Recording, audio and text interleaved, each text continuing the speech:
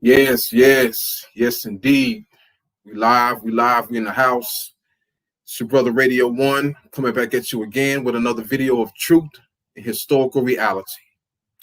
Now, the name of this video is True Ethiopians of West Africa, Sudan, and Egypt. Yes, that's what we're going to be talking about today. So we're just going to hang out for a bit and wait for participants to join in, and we're going to get right off into our lesson. So yes, indeed.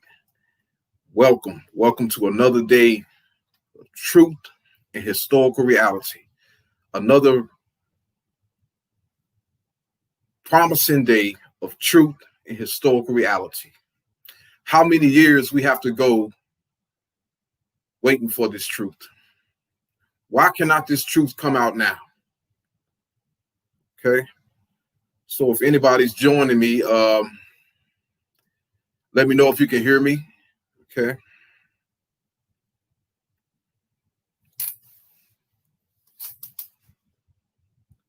Yeah, so we're going to wait, see if any participants come, and we're going to start the lesson because I don't want anyone to miss this. So, yes, okay. So we have two people already. Okay, welcome. This is your brother Radio One coming back at you again with another video of truth and historical reality. Now we're about to get started off in our lesson in a little while. Now this is going to be a short live stream, so I'm not going to be on here that long. But there's a point I want to stress. But yeah, if you let me know if you can't hear me, let me know if you can hear me good. So leave a comment in the section. So, but I'm sure my volume is good, so I shouldn't have to worry about that. Let's see here. Okay. Let's go to YouTube. Okay, we got 4 people in the house. Welcome, everybody. Welcome. Yes. All right. Yes, indeed. Okay. Yeah. For those of you who's watching me, can you hear me? Someone let me know. I just want to make sure because I never know, what's going on with this microphone and this live stream. But yes, today it's going to be a short video, but I won't be long, but I will be strong. Okay, so we're going to continue on this topic on the Ethiopians in West Africa in our true Nile Valley connections. We have Antonio Besek Kalata. Yes, thank you, Antonio, for letting me know that. Welcome to the house. Okay, yeah, so the name of the video is True Ethiopians of Sudan, Egypt. Yeah, True Ethiopians of West Africa, Sudan, and Egypt. Okay, now you have to recognize the importance of this subject, okay, because it says a lot.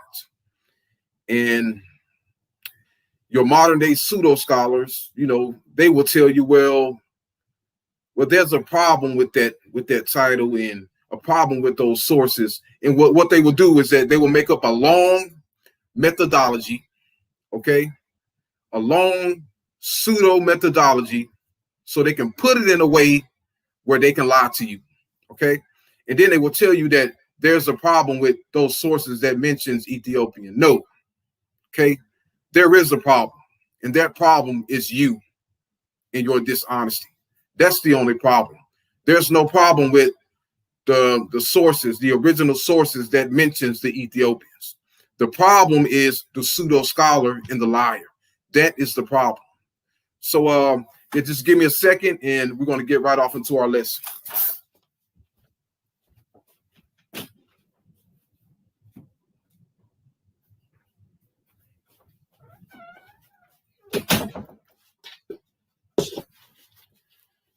Okay. Yes, I'm back. So yes, for For those of you who are just joining us, welcome. And okay, I know you heard it over and over again. Okay, you African Americans have nothing to do with Egypt. You come from West Africa. Well, that lie is going to end today. Okay, the disrespect for West Africa ends now, and we're going to put that lie to rest today, because we're going to go to the sources, and we're going to prove that West Africa and African Americans have the biggest connection to ancient Egypt. So without further ado, let's get started with the lesson. And we're going to go for about an hour here. Okay, we're going to go for about an hour. We're going to show a couple sources, a couple maps, and we're going to take it from there. Yes, this is it. Yes, indeed, baby. This is a good day for the truth to come out. Okay, it's a good day for the truth to come out. No more waiting for the truth. Okay, because they have been playing around and lying for so long and just feeding our people lies. And now it's time to prove them wrong and put them to rest. Okay. All right. Everybody have their agenda, and they don't want this truth to get out, but a lie is a lie, and a lie must be exposed. We have Taharka in the house. Welcome, brother Taharka in the house. Said the 25th dynasty is the most ignored dynasty. It was the 25th dynasty that restored the Nile Valley culture. Yes, that is a fact. And I'm going to show that we, African Americans and West Africans, are close kinsmen to the 25th dynasty, as well as the 18th dynasty. Okay, that's a fact. When you brush aside all these pseudo sources, okay, all this pseudo history and these fabricated DNA studies that you're being fed today, then you will see that connection. Okay, but let's get off into it. Okay, now we're going to share our screen. Let's share our screen. Okay, all right. So let's get started. Okay. Now, the first thing I want to touch on is the importance of Ethiopians being in West Africa. Okay. And we're going to do a little compare and contrast. Okay, to show you what I mean when I mention, or when the sources mention, Ethiopians in Libya or Ethiopians in West Africa. Okay, and here's what I mean. Okay, so this is from Herodotus. Herodotus, book 4, chapter 37. He's speaking of the Persians. Okay, he says, the land where the Persians live extend to the southern sea, which is called Red.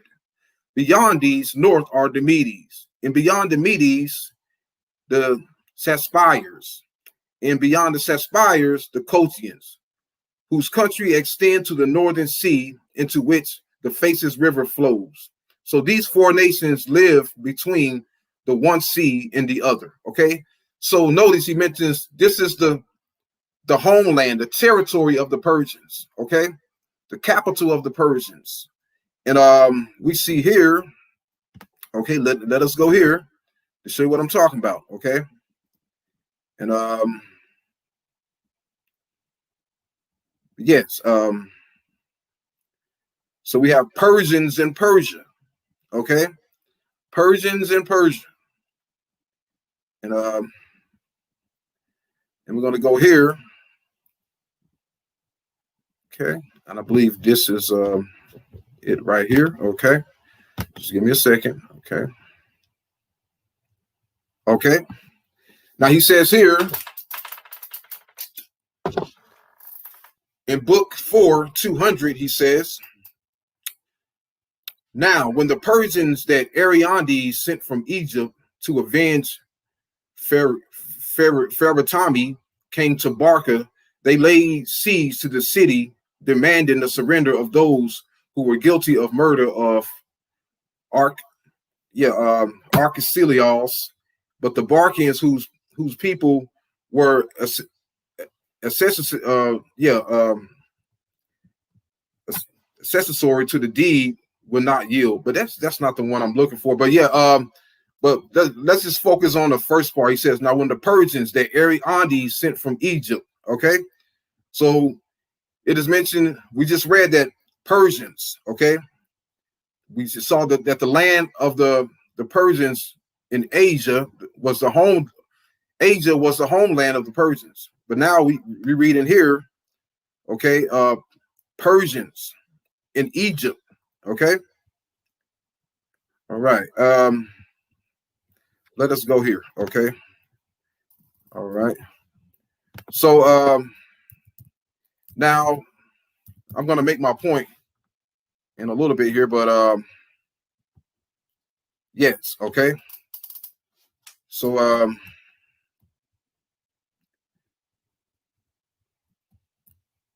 yes, it said so on her arrival in Egypt, Pheretami supplicated Ariandes, asking that he avenge her on the plea that her son had been killed for allying himself with the Medes. Okay, let's move on. And this Ariandes had been appointed viceroy of Egypt by Cambyses. At a later day, he was put to death for making himself equal to Darius. Okay, and but let's move on here. Okay, let's move on, and I'm going to touch on this briefly. I'm not going to be on here this long. Okay, and so this is talking about the Persians in Egypt. Persians being settled in Egypt. Okay. He says here, at this time, Ariandes took pity on Pheretami and gave her all the Egyptian land and sea forces, appointing Amasis, a Mauritian general of the army, and Badres of the tribe of the Parsegade, which is a Persian tribe, admiral of the fleet. But before dispatching the troops, Ariandes sent a herald to Barca to ask who it was who killed Archicilios, okay? But yeah, but this is saying here, this is mentioning that Persians, okay, from Persia were settled in Egypt, okay? And here's another one. And I'm going to move on after this. I'm not going to spend that much time on this, but I'm going to show you the point that I'm making, okay? Let's go here, okay? Yes, now this right here, okay? He is Herodotus, book 2, chapter 30. He says, and still in my time, the Persian hold these posts as they were held in the days of Psammetichus.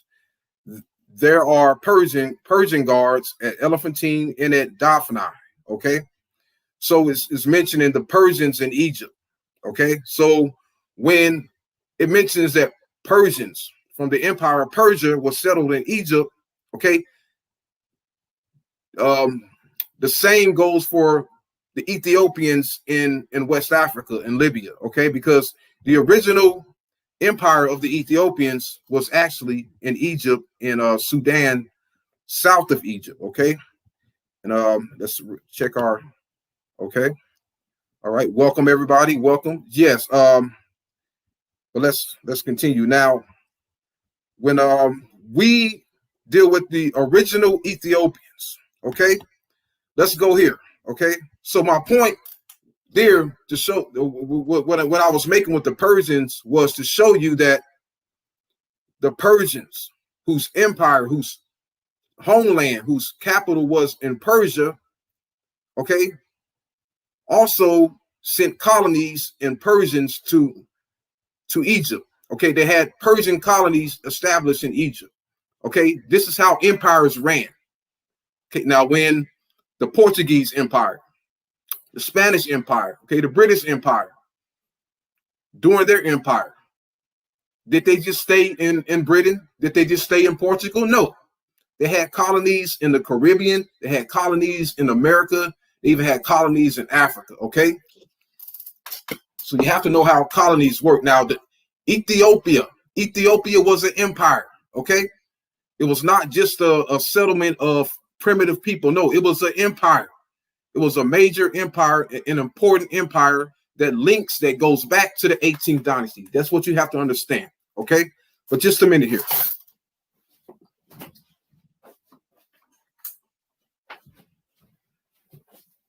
Okay, so yeah, but that was my point for showing that. Okay, showing you that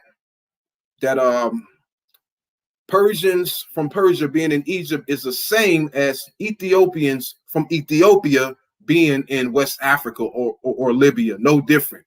Okay, Ethiopia was an empire, but let's move on here. Okay, now I'm going to read from now this is from the Greek poet Hesiod. Okay, who lived during the 850 BCE. He lived in 850 BCE, and he says, and this is going to be brief. He says, "And Eos bore to Tithonus, brazen-crested Memnon, king of the Ethiopians." Okay, so this is the earliest mention of the king of the Ethiopians, which is Memnon. Now, who is Memnon historically? Let's go to Manetho.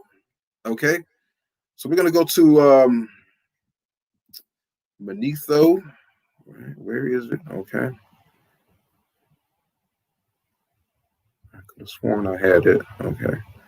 Oh, well. Okay. Yes. Okay. So we're going to touch on this briefly.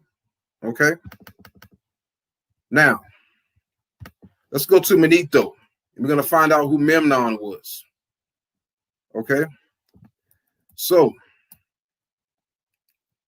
here it is. Right.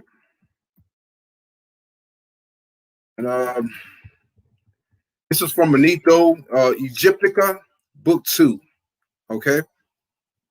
Egyptica, Book 2. All right. Come on.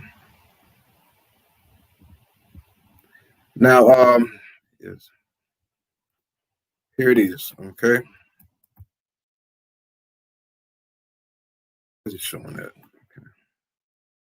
Go down further down here. Okay. So now we see here. Okay. Can you see that? This is from Manetho, Egyptica, Book 2, according to Africanus. Okay, but it's originated from Manetho, and it says the 18th dynasty consisted of 16 kings of Diospolis. That's another name for Thebes. Okay, and it says the first of these was Amos, in whose reign Moses went forth from Egypt. Okay, but here it says, look here, number 8, right here.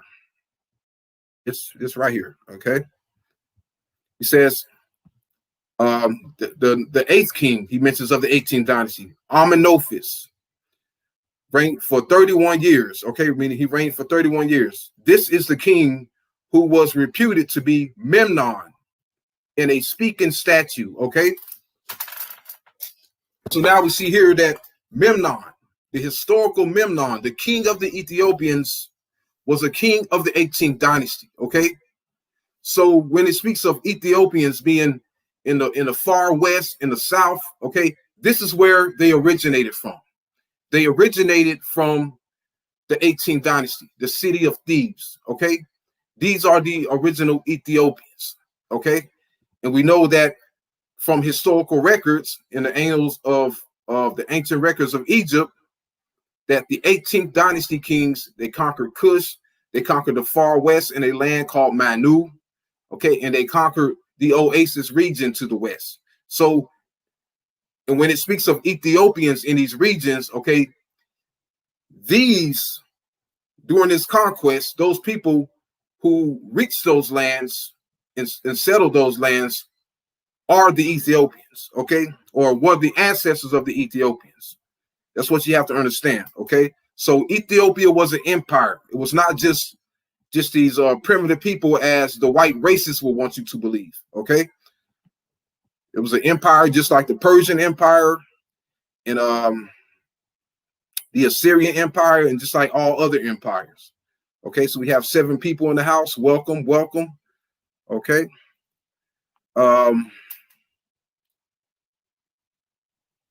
Yeah, so we have Mawataba Ngami.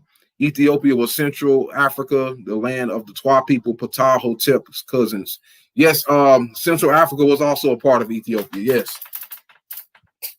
Yes, indeed. But yeah, let's continue here, okay? Now, so as we just learned, Memnon, okay? Memnon was the original king of the Ethiopians. So, and but let's go here to Herodotus, okay, again. Okay. And but I just wanted to show you that the Ethiopians being in West Africa is no different from the Persians being in Egypt, okay? And because Ethiopia was an empire. Yeah, and here's another mention of the Ethiopian king, okay? And this Ethiopian king, keep this in mind, this Ethiopian king here came after Memnon, okay? Now, this was a king of Napata, which was the later Ethiopia. But the original Ethiopia was in southern Egypt, in Thebes. And the kings, those kings were Memnon, Amenophis, and also the kings that came before him, and the kings that came after him, which was the 18th dynasty, the entire 18th dynasty. Okay, the 18th dynasty, in other words, is the original Ethiopian dynasty. That's what you have to understand. But here's the Ethiopian king that came after Memnon. Okay, so we have to keep in mind Memnon was the first Ethiopian king mentioned. But here it says Herodotus. Okay, Herodotus, book 2. Okay, so you can see, look at here, Herodotus, the histories, A.D. Goodley. Okay, book 2, chapter 137. He says, after him reigned a blind man called Anisis of the town of that name. In his reign, Egypt was invaded by Sabakos, king of Ethiopia, and a great army of Ethiopians. Okay, and he says the blind man fled to the marshes, and the Ethiopian ruled Egypt for 50 years. Okay, so we see here that according to Herodotus, this king here named Sabakos invaded Egypt and conquered Egypt and ruled Egypt for 50 years. Now, who was this Sabakos? Sabakos is none other than the king known as Shabaka of the 25th dynasty. Okay, so it's showing you that the Ethiopian dynasties was the Memnon dynasty, which was the 18th dynasty, and the Sabakos dynasty of the 25th dynasty. Okay, but let's go here. Okay.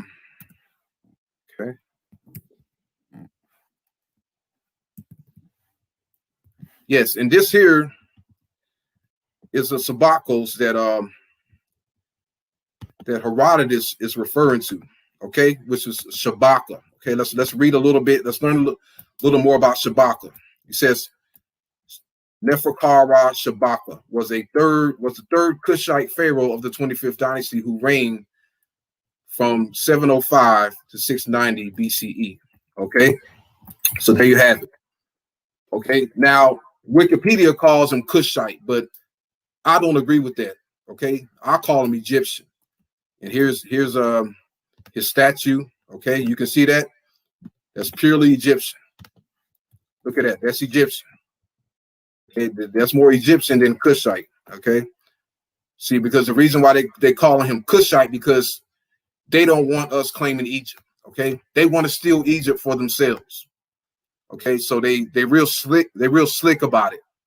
Okay, and here's a donation stela of Shabaka. Okay, look at that. Clearly Egyptian.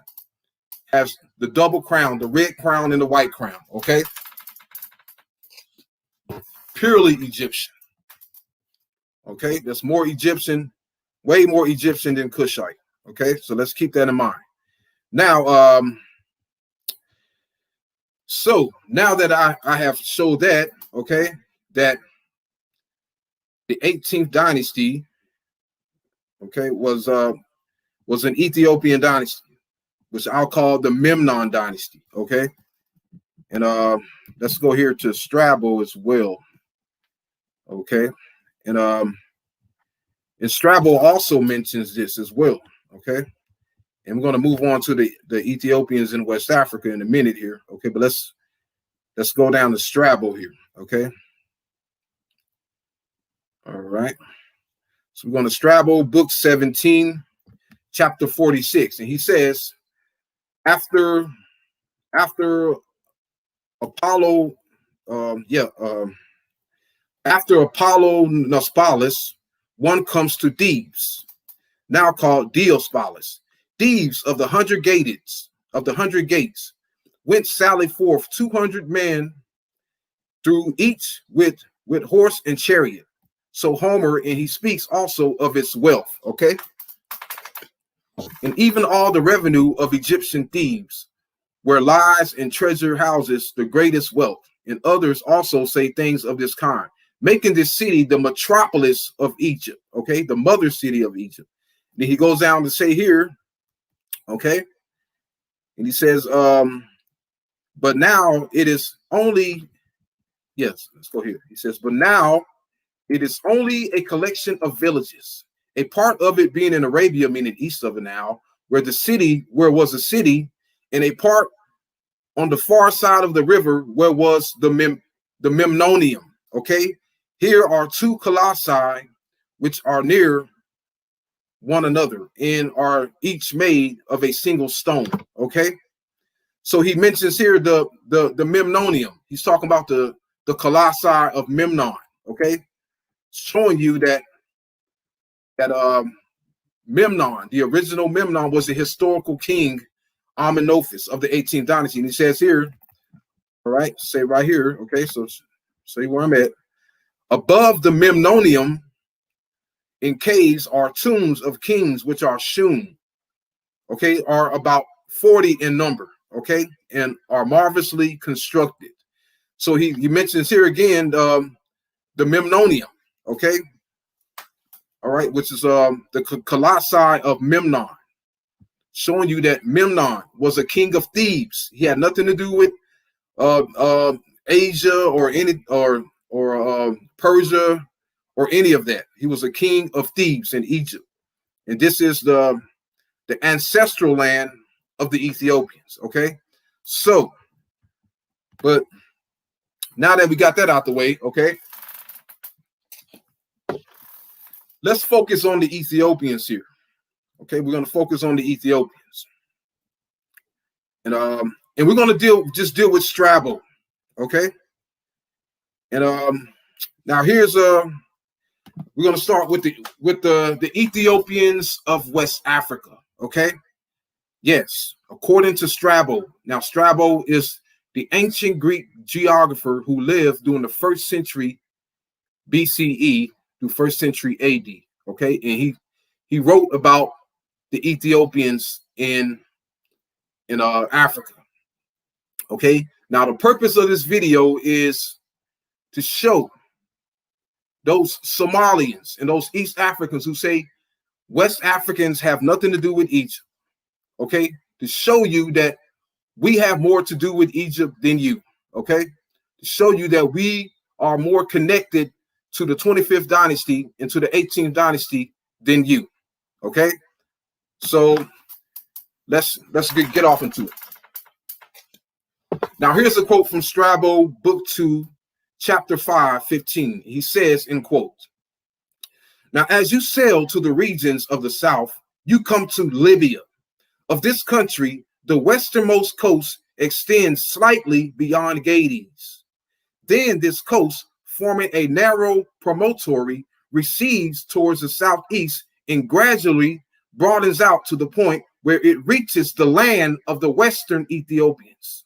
They are the most remote people south of the territory of Carthage, and they reach the parallel that runs through the cinnamon-producing country." Okay, so now we see here, according to Strabo, book 2, chapter 5, okay, there dwelt a people south of Carthage known as the Western Ethiopians. Yes, and he says that they reached the parallel of the cinnamon producing country. Now, the cinnamon producing countries is actually Somalia. Yes. So it's talking about Somalia to the east and the Western Ethiopians to the west. And I'm going to show the map that to show what I'm talking about. Okay. So let's look at the map here. Okay. Now, this is what Strabo is talking about, okay? Look at here. Can you see that? Here's the map, okay? So this is Strabo. This is the map showing Strabo, book 2, chapter 5, 15. Now look at the map, okay? It says Libya extends beyond Gades, okay? The westernmost part is beyond Gades, and it says, and it goes far, it goes south until it broadens out to the east, and to the point where it reaches the land of the Western Ethiopians, which is modern day West Africa, okay? In the area of Ghana, Nigeria, and Guinea, okay? That's what it's talking about. And it says, he also said that it was south of Carthage, the most remote people, meaning the most southern people south of Carthage. And this is what he's talking about, okay? Okay, very deep south, far south of Carthage. And this is what he's talking about right here, okay? And we see here the parallel of the cinnamon countries, which is Somalia, okay? Which is in the area of Somalia. They call Somalia the cinnamon country, and they also called it the troglodyte land, okay? Which I will probably get off into later. But we see here that, okay, he's talking about the Western Ethiopians, okay? We're in West Africa now, okay? We're not in Egypt. We're not in East Africa. Keep that in mind, okay? He says south of Carthage, very far south of Carthage, okay? So let's read that again, okay? Then we're going to move on. So he says here, now as you sail to the regions of the south, you come to Libya. Of this country, the westernmost coast extends slightly beyond Gades, which is the Pillars of Hercules of Spain. Okay, then this coast, forming a narrow promontory, recedes towards the southeast and gradually broadens out to the point where it reaches the land of the Ethiopians. They are the most remote people south of the territory of Carthage, and they reach the parallel that runs through the cinnamon producing country. Okay, so we just got a better understanding of that. Look at that. They dwell south of Carthage, okay, and they parallel with the cinnamon producing country towards the east, okay? But he's talking about here, when he mentions Libya, the westernmost part, beyond Gades, okay, which is here, where my mouse is, okay? The Pillars of Hercules, it says the promontory stretched far out until it reaches the southeast and to the land of the Western Ethiopians. So that's what Strabo is talking about here, okay?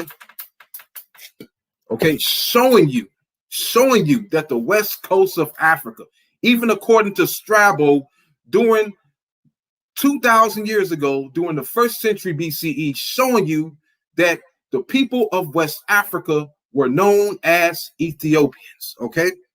They were known as Ethiopians, okay? You have to recognize the importance of that, just that name alone, Ethiopians. Okay, now according to Strabo, okay, who were the closest kinsmen? Who were these other Ethiopians? Okay, so let's go and see who were these other Ethiopians. Okay, and then we're going to wrap it up in a little bit here, and I'm going to take some questions. But who were these other Ethiopians? Okay, so we already see here that he mentions the Western Ethiopians, south of Carthage, okay, and west of the cinnamon, far west of the cinnamon producing country. Okay, but let's go here again, okay, where he mentions the Western Ethiopians again. Okay, but let's read here. Okay, this is from Strabo Geography, book 17, chapter 3, paragraph 1. He says, in quote, "This then is my account of Libya as a whole, but I must describe it." Let's start over. "This then is my account of Libya as a whole, but I must describe it in detail, beginning with its western and most famous parts. Here dwell a people whom the Greeks call Marusians or Moors, and the Romans and the natives Mari, a large and prosperous Libyan tribe who live on the side of the strait opposite Iberia. Here also is a strait which is at the Pillars of Hercules, concerning which I have often spoken."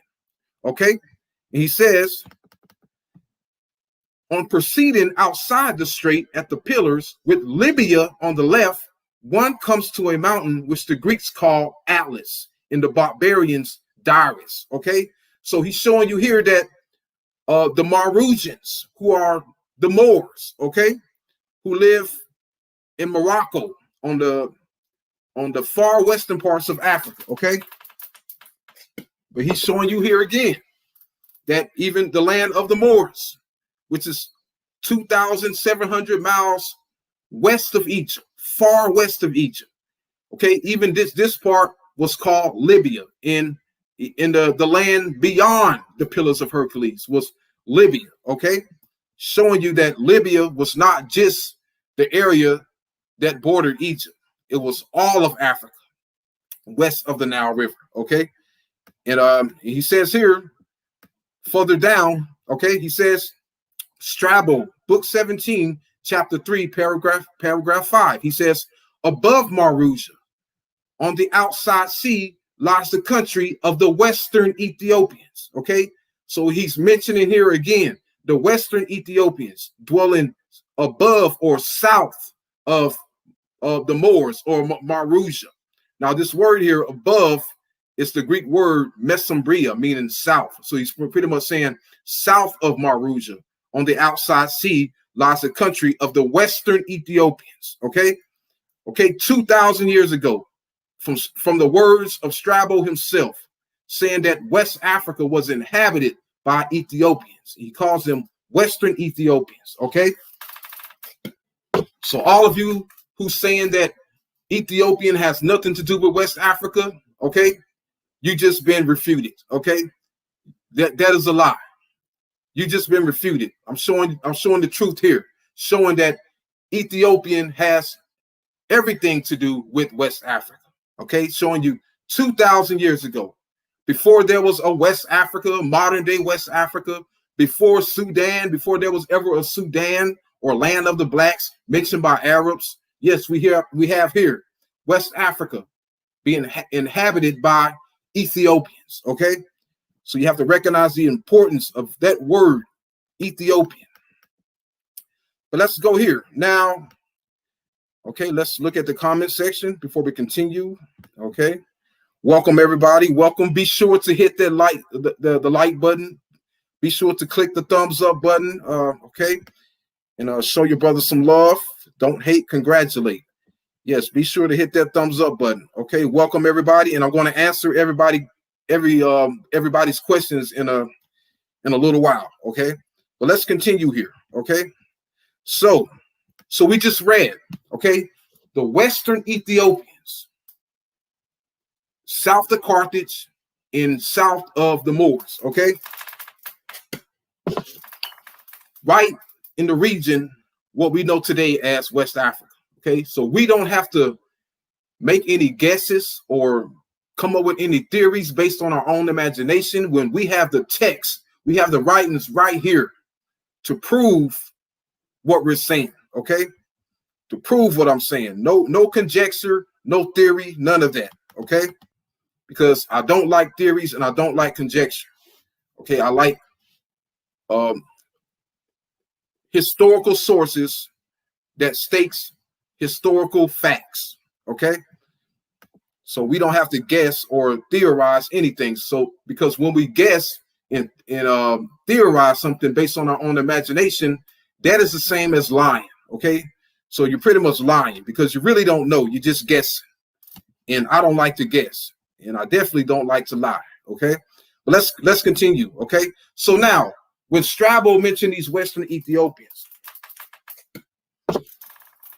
who else does he call Ethiopians? Okay, showing you the kinship. Who were these other Ethiopians that were kin to those Ethiopians in West Africa? Let's go here. Okay, we're going to Strabo Geography, book 4.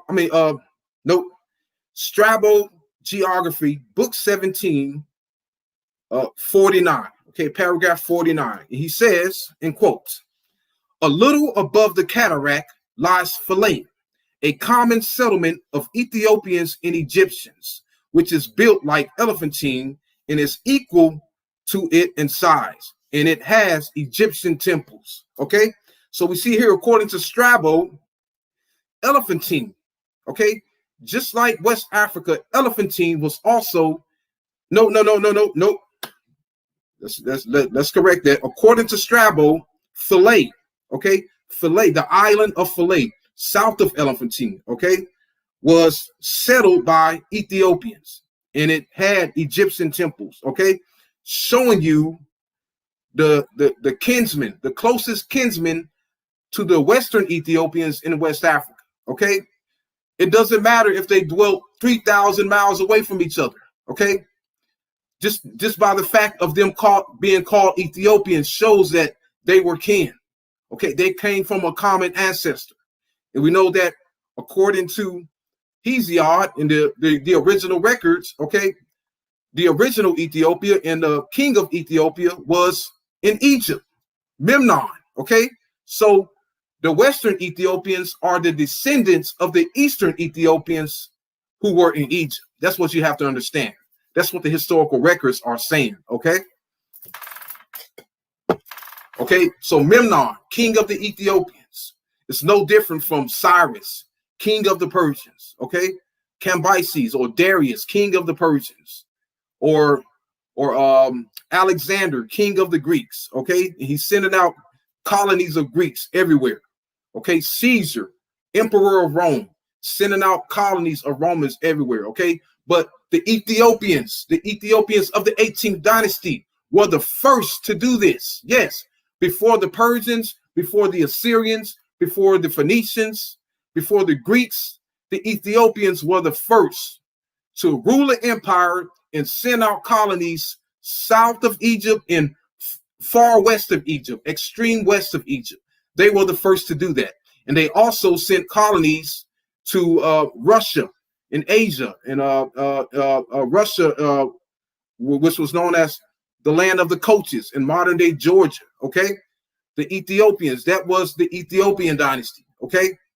When you look at the original histories, you will see that the Ethiopian dynasty was the first to send out colonies south of Egypt and extreme west of Egypt, or extreme southwest of Egypt. Can I say it that a better way? Okay. So there you have it. Okay. The truth there right before your very eyes. Okay.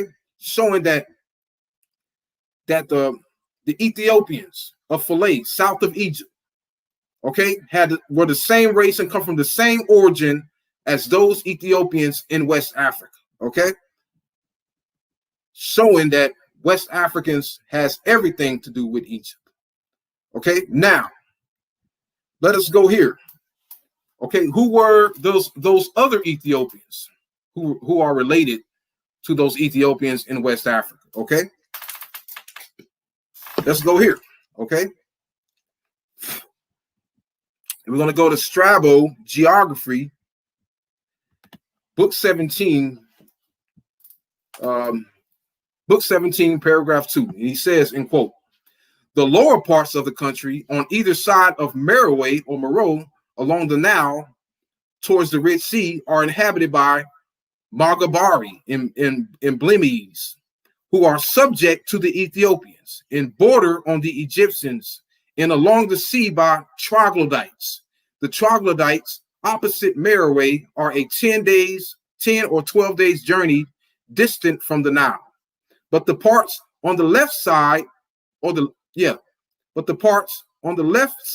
course of the Nile in Libya are inhabited by Nube, a large tribe who, beginning at Meroe, extend as far as the bends of the river. Okay, so now we see here that Meroe, that area, which is further south of Egypt, okay, or farther south of Philae and Elephantine, okay, Meroe, and also Napata, which is where the 25th dynasty originated from, okay, was Ethiopian land, okay, and it says here that the people east of the Nile, he says the lower parts of the country on either side of Meroe along the Nile towards the Red Sea, meaning east of the Nile, are inhabited by Magabari and Blemies, who are subject to the Ethiopians. Okay, so it's saying here that those tribes, those Magabari and those troglodyte tribes, they were ruled by the Ethiopians. Okay, the Ethiopians, meaning the Ethiopians of Napata in Meroe or Meroe. Okay, those same Ethiopians who are the same race as those Western Ethiopians in West Africa. Okay, showing you the true connection, the strong ties of kinship between those Western Ethiopians in West Africa and these Eastern Ethiopians south of Egypt. Okay, okay. Now, and it says here but the parts on the left side of the course of the Nile in Libya are inhabited by Nubay, a large tribe who, beginning at Meroe, extends as far as the bends of the river. Now, the Nubay is referring to the Nubians, okay? And we see here that they were placed on the west bank of the Nile in Libya, okay? Showing you where also, which I was talking about in my previous video, that Libya was all the land west of the Nile, okay? And the land east of the Nile in the Red Sea, the people on the Red Sea coast was never called Libya, okay? Showing you where Libya was, even according to Strabo, okay? Libya was on the west bank of the Nile, okay? So you see here, okay? Ethiopians, south of Egypt.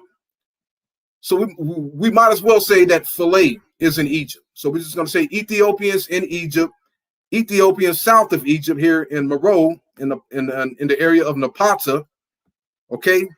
All the same as those Ethiopians in West Africa, okay?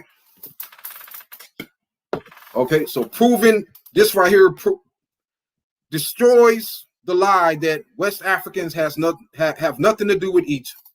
This right here clearly shows, proves without a doubt that West Africans, or the ancestors of West Africans, the Western Ethiopians, had the strongest ties to ancient Egypt and to Sudan or Ethiopia south of Egypt, okay? More than anyone else.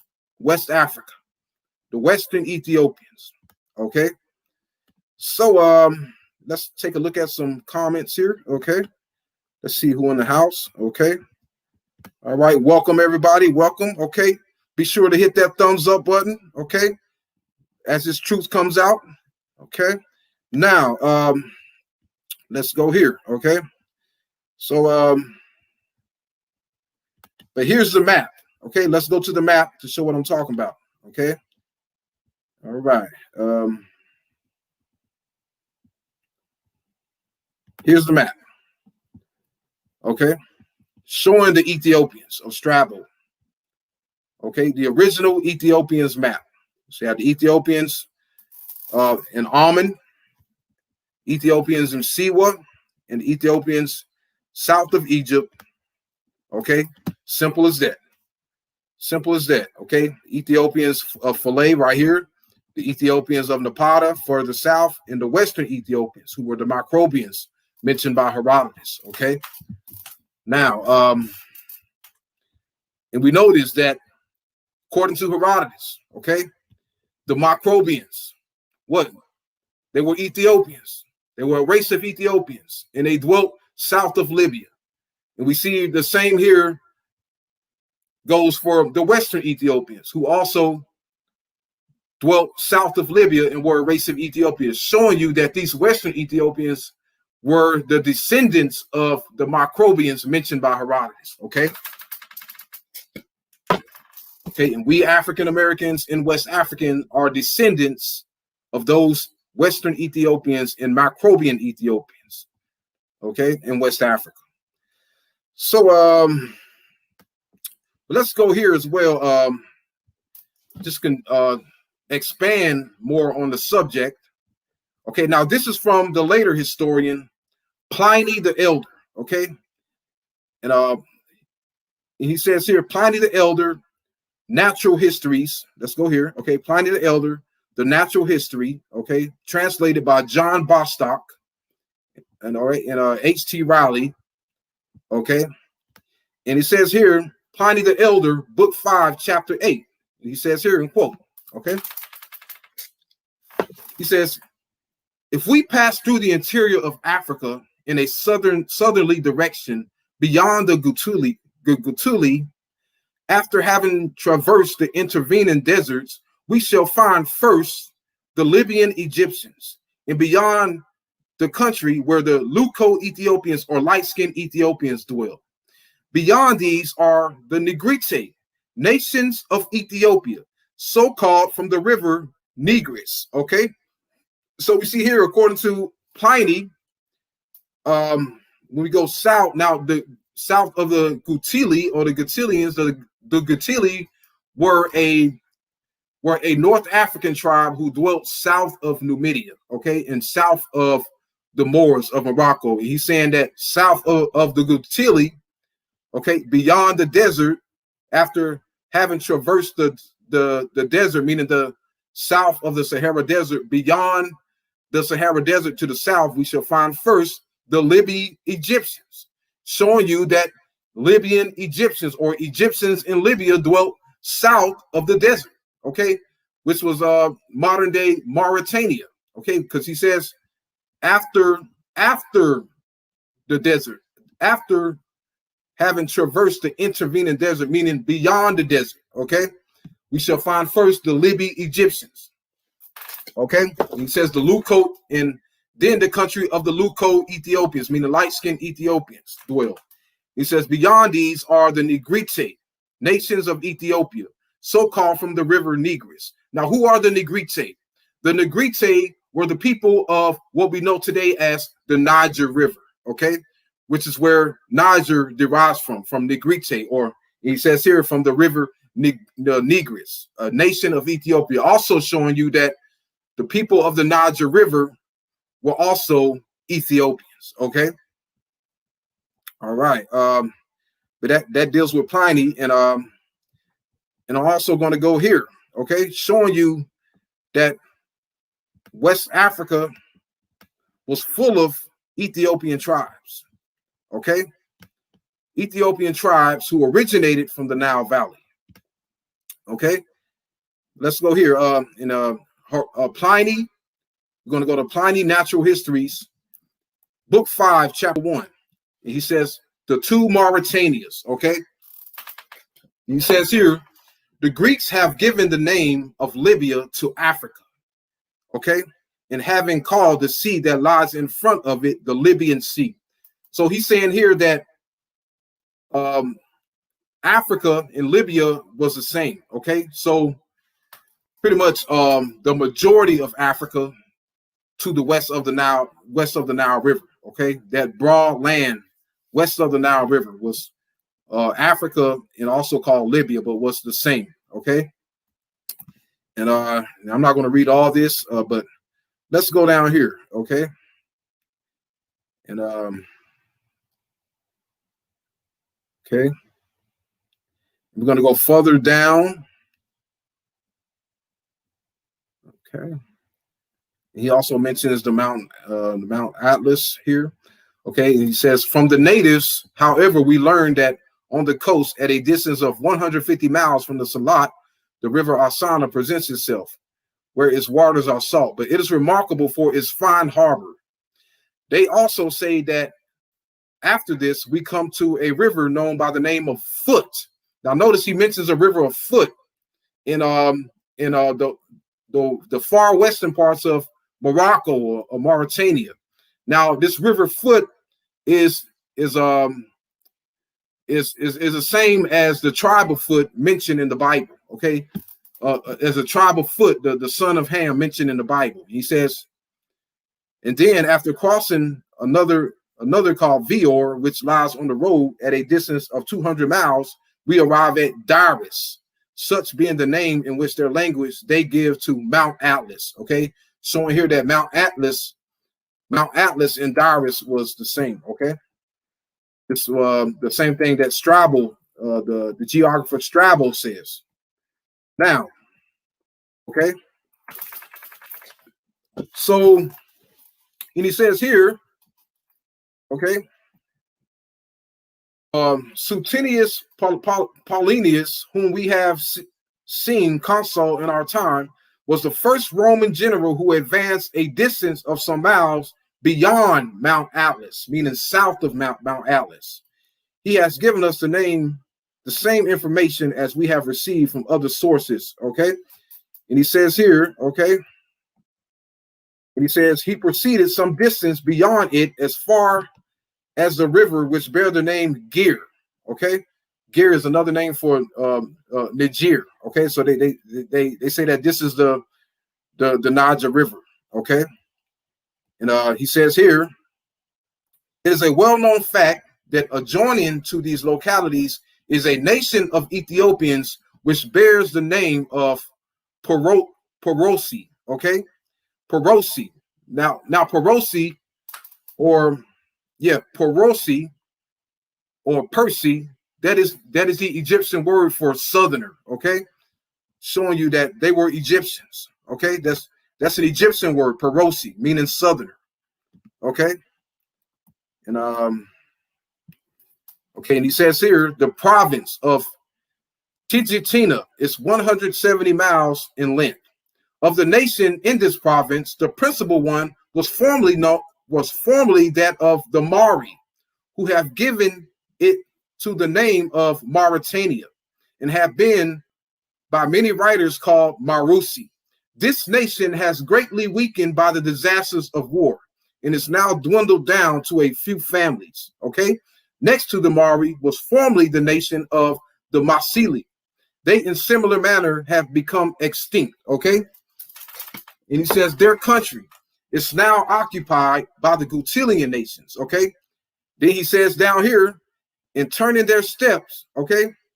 But yeah, he says down here, but have now separated from them and turning their steps towards the Ethiopians, forming a distinct nation of their own. So he's saying here that these tribes, okay, some of the Gutilians, okay, he says, by far the most powerful people among them all, the Fusini, who formerly were a part of the Atolis, but now have separated from them and turning their steps towards the Ethiopians, have formed a distinct nation of their own, okay?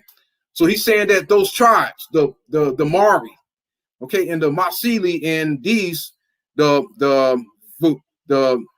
Vesuni, okay, all turned their steps towards the Ethiopians, meaning they migrated south towards the Ethiopians and formed a distinct nation of their own, okay? Okay, showing you what happened to the Moors, and how the Moors became extinct through their wars with the Romans, okay? But let's continue on here, okay? And then I'm gonna move on, okay? But I want to show you here, okay? Now where is it? All right, where he mentions the many Ethiopian tribes, okay? Let's see here. We'll find it. All right, just a minute, okay? Showing you that West Africa, in fact, had the most Ethiopian tribes of all Africa, okay? Now, okay, whoa, I didn't want to do that, okay? But yeah, just give me a minute, and I'm going to show you this quote here, and I'm going to move on after that.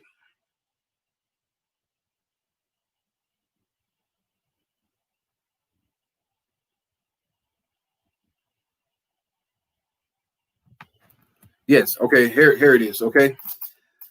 Okay, he says, while Scipio Emilius held a command in Sicily, Polybius, the historian, received a fleet from him for the purpose of proceeding on a voyage of discovery in this part of the world. He relates that beyond Mount Atlas, proceeding in a westerly direction, there are forests filled with wild beasts, okay? Okay, and let's skip over all that, okay?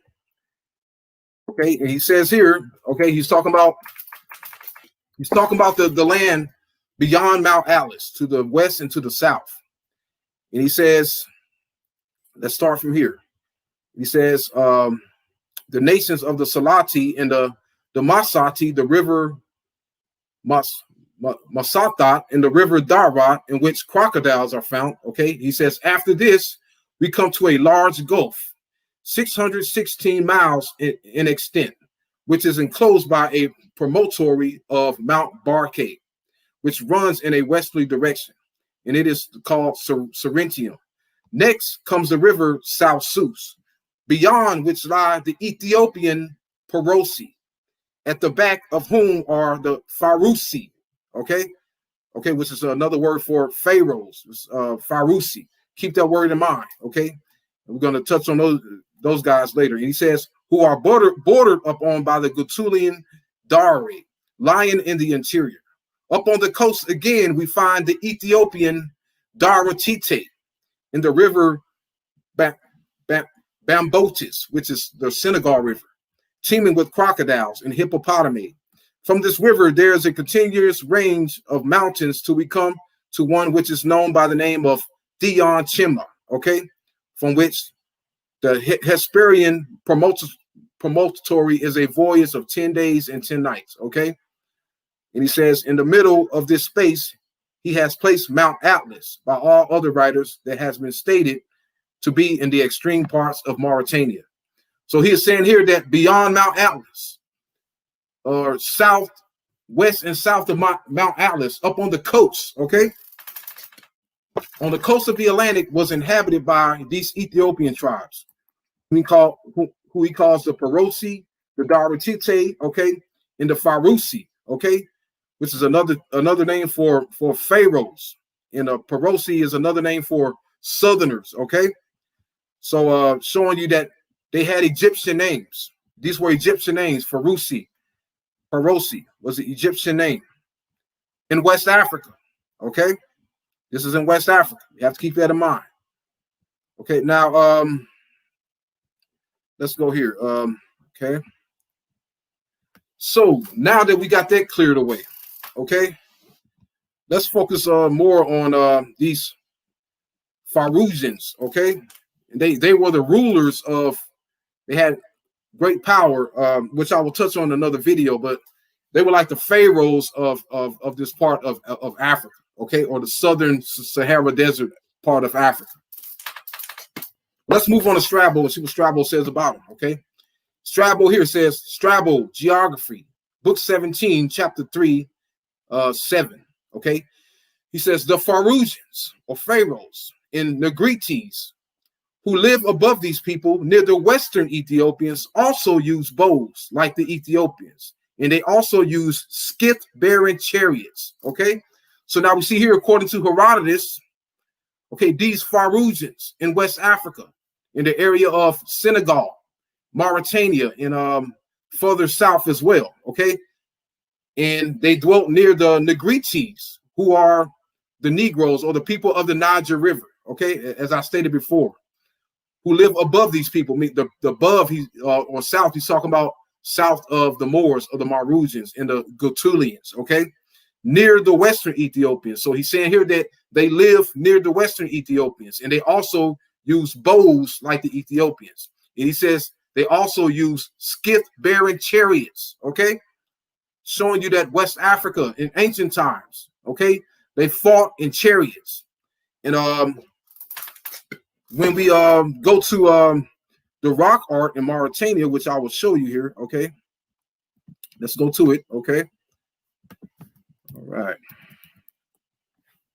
No.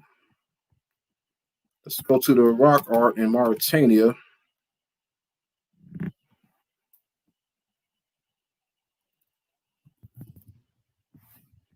Okay. Now,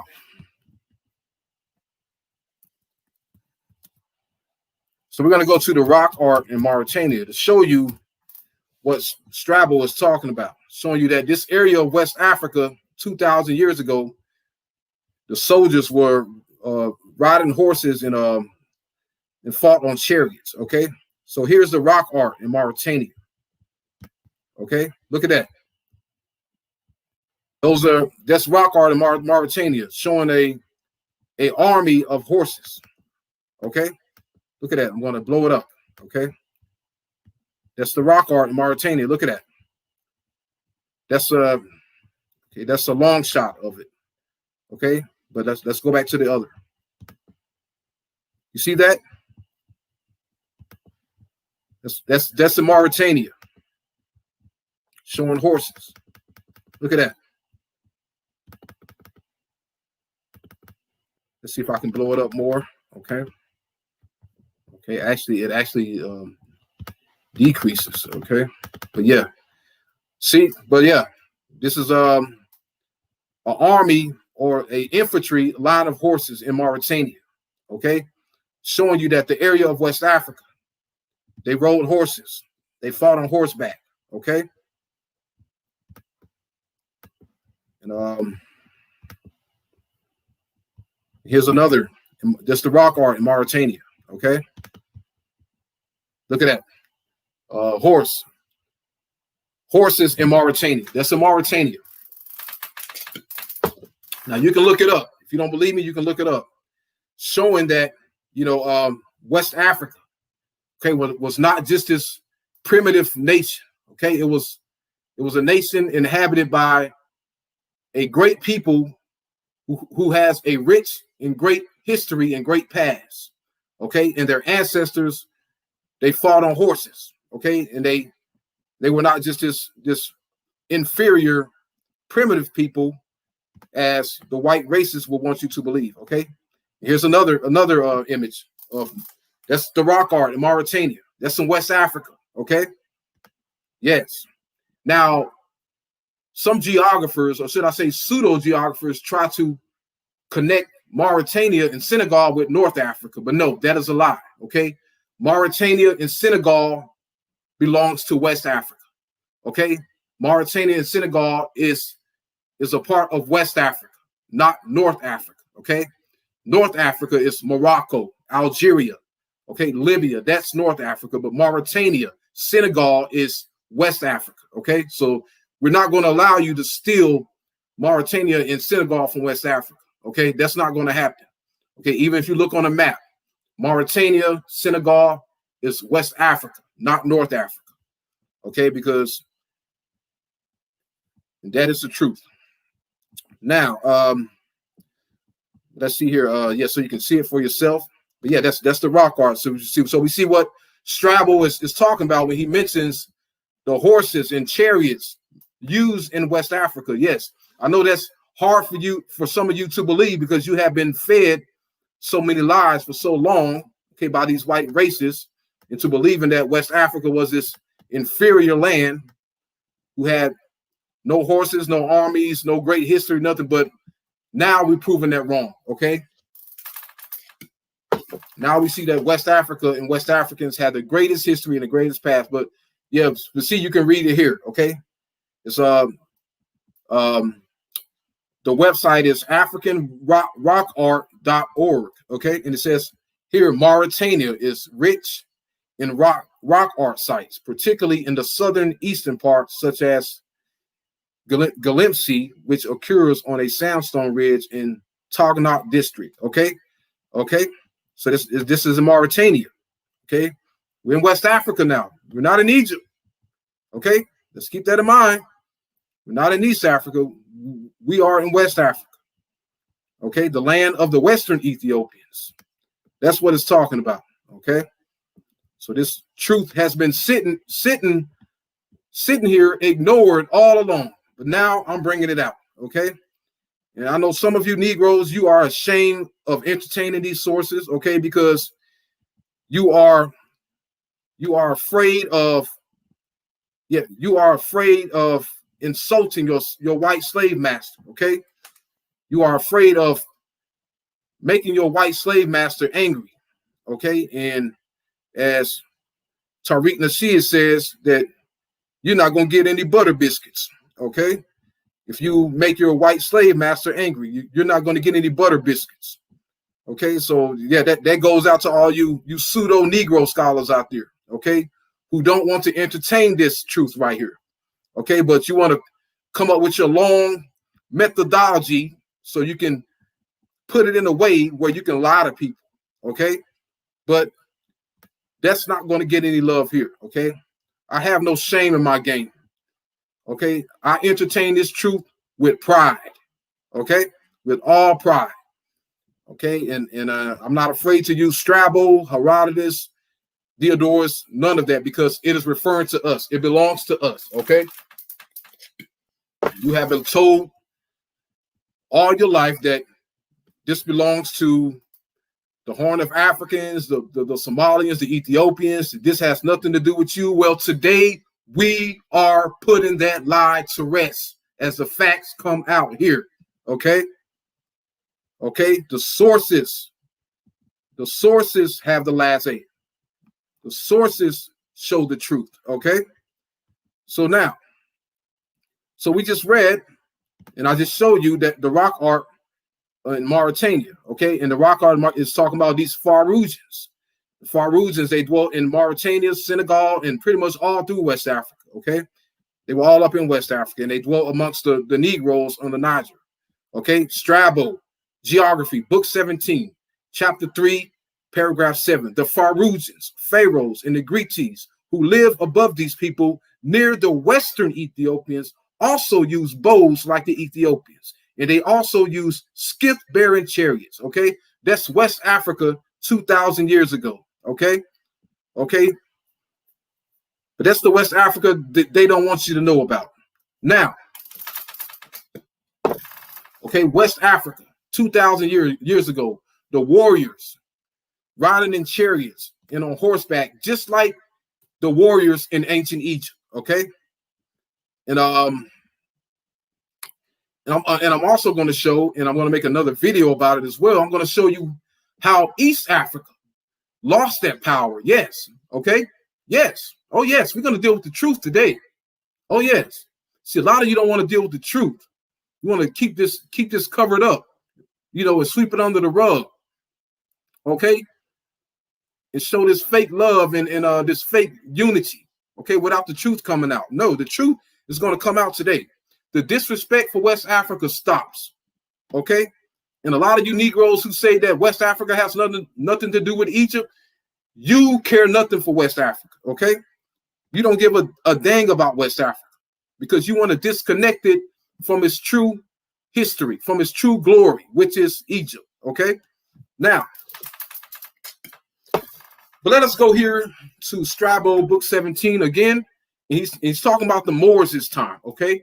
The Moors, which is the northern part of West Africa. Now, we notice when the Somalians, okay, when they speak of East Africa, they like to include the north as well. They like to include Egypt, okay? So we're going to include the north too as in West Africa, okay? Which is the land of the Moors and also Carthage, okay? Which I will probably touch on in another video, showing you the military, the superior military of West Africa, okay? Meaning the Moors in the north, the Carthaginians in the north, and the Western Ethiopians, and the Faroujans, and the Negroes in the south, okay? That's what I'm going to show you. It says here, Strabo Geography, Book 17, Chapter 3, Verse 7. He says, in quotes, although the most of the country inhabited by the Maurutians or Moors is so fertile, yet even to this time, most of the people persist on living a nomadic life. Their horsemen fight mostly with a javelin, using girdles made of rush and riding bareback, but they also carry daggers. The foot soldiers hold before them as shields the skins of elephants and clothe themselves with skins of lions, leopards, and bears, okay, and sleep in them, okay? So we see here, he says their horsemen fight mostly with a javelin, using bridles made of rush and riding bareback, showing you, okay, the people of West Africa or the northern part of West Africa, okay, were horsemen, okay, skilled elite horsemen, okay? And when you read about the Numidian and the Moors in the Numidians, they're pretty much the same people, okay? But when you read about the Moors in Numidian horsemen, in the Punic Wars of Carthage, we see that they were renowned horsemen. They were very skilled horsemen, okay? And they made a big difference for the rise of Carthage. Okay, they were the main reasons why Carthage defeated the Romans, especially in the battle of Kemet. Okay, and the Numidians, when they fought this battle, when the Romans invaded Rome, the Numidians showed up and showed out. Okay, they kicked the Romans ass. Yes, they put their foot up the Romans' butt. Okay, they were the Romans' worst nightmare in that battle. Okay, and that's what the records show. But showing you that West Africa was full of horsemen and charioteers. Okay, and I'm going to show you something else as well. Okay, but let's go here. Okay, and let's close that out. Okay. All right. Now that we touched on that, let's go here. Okay. Now, I want to show you something. Okay. Now we know in East Africa, and I'm going to touch on this briefly, and I'm going to get more in depth to it on later videos. But in East Africa, okay, that power, that military power, dwindled. It went away.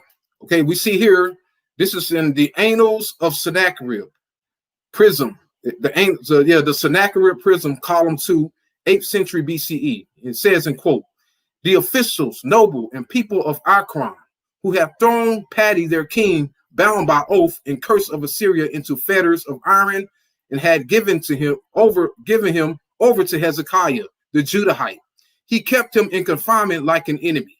Their heart became afraid, and they called up on the Egyptian kings, the bowmen, chariots, and the horses of the king of Ethiopia, a countless host, and these came to their aid." Okay, now this is talking about the 25th dynasty, showing that the 25th dynasty had a superior army of bowmen, infantry, chariots, and horsemen. Okay, and a countless host, and they were powerful enough to go toe to toe with the Assyrians. Okay, but that was during the 25th dynasty. Okay, but we see here. Okay, and also,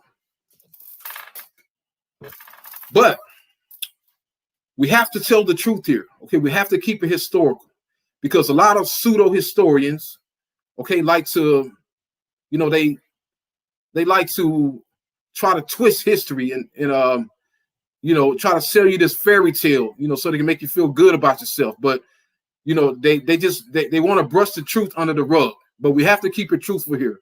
And truth is, the 25th dynasty came to an end, and the 25th dynasty lost that power. Yes, that is the truth. That is the historical truth. Okay, that is a truth that we have to acknowledge, and we're going to go to it right now. Okay, so this is from the stele of Pharaoh Psamtik II, who reigned during the 26th dynasty, and he attacked Kush to the south. Okay, and here's what he has to say. Here's the source. Okay, let's read it.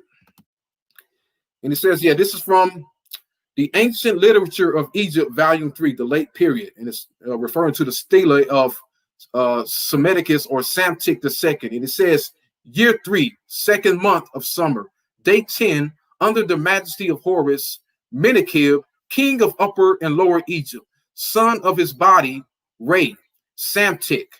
The troops your majesty have sent to Nubia have reached the hill country of Panubs. It is a land lacking a battlefield, a place lacking horses. The Nubians of every hill country rose up against him. His attack took place, and it was miserable for the rebels. His majesty done a fighter's work. When the battle was joined, the rebels turned their backs. Okay, so it's pretty much saying here that Psamtik defeated the Nubians or Kushites who once ruled the 25th dynasty. And it says Nubia, okay, was a land lacking a battlefield, a place lacking horses, showing you that that powerful army of horses and chariots that we heard of of the 25th dynasty came to an end. Okay, they lost that power. Okay, and we see here, according to the records of the ancient Egyptian literature, Stela of Samtik, we see here that it was a country lacking a battlefield and lacking horses, showing you that power that the 25th dynasty had came to an end. Okay, they lost that power, and we see the rise of that power in West Africa. Okay, now here's a quote from Strabo. Okay, so we're dealing with the truth. Okay, a quote from Strabo. Matter of fact, yeah, let's go to Diodorus. Okay, I'm gonna deal with Diodorus. Okay, and we also deal with Strabo. Yes, let's pretty much talking about the same people here. But let's see here. Yes, okay. Let's go to Diodorus Siculus. He says he's speaking of the troglodytes. Meaning the troglodytes we just mentioned as dwelling on the Red Sea. Okay, and he says in quote, "The troglodytes, we may state, are called nomads by the Greeks. As for the arms of the troglodytes, those who bear the name of Magabari have round shields covered with raw oxhide and a club with iron nubs, but the rest of them have bows and arrows and lances." Okay, so that's the weapons of the troglodytes. Now let's go to Strabo. Okay, Strabo also mentions this as well.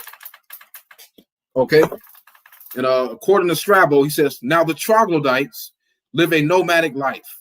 They also go lightly clad, wear skins, and carry clubs." And he says, "The Ethiopian Magabari have iron knobs on their clubs and also use spears and shields made of rawhide.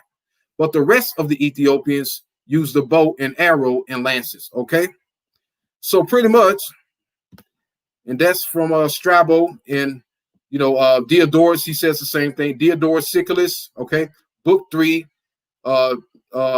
paragraph 33. He says, "The troglodytes, we may state, are called nomads by the Greeks.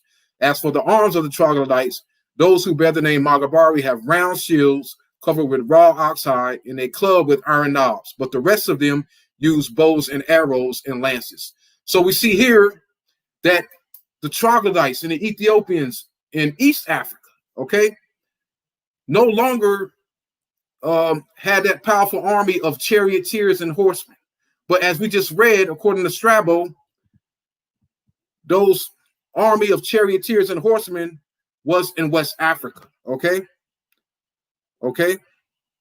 And he says here, okay, according to Strabo, okay, he says, "Now Egypt was generally inclined to peace from the outset, okay? But because of the self-sufficiency of the country and the difficulty of invasion by outsiders, being protected on the north by a harborless coast and by the Egyptian Sea," okay? But it goes on to say here,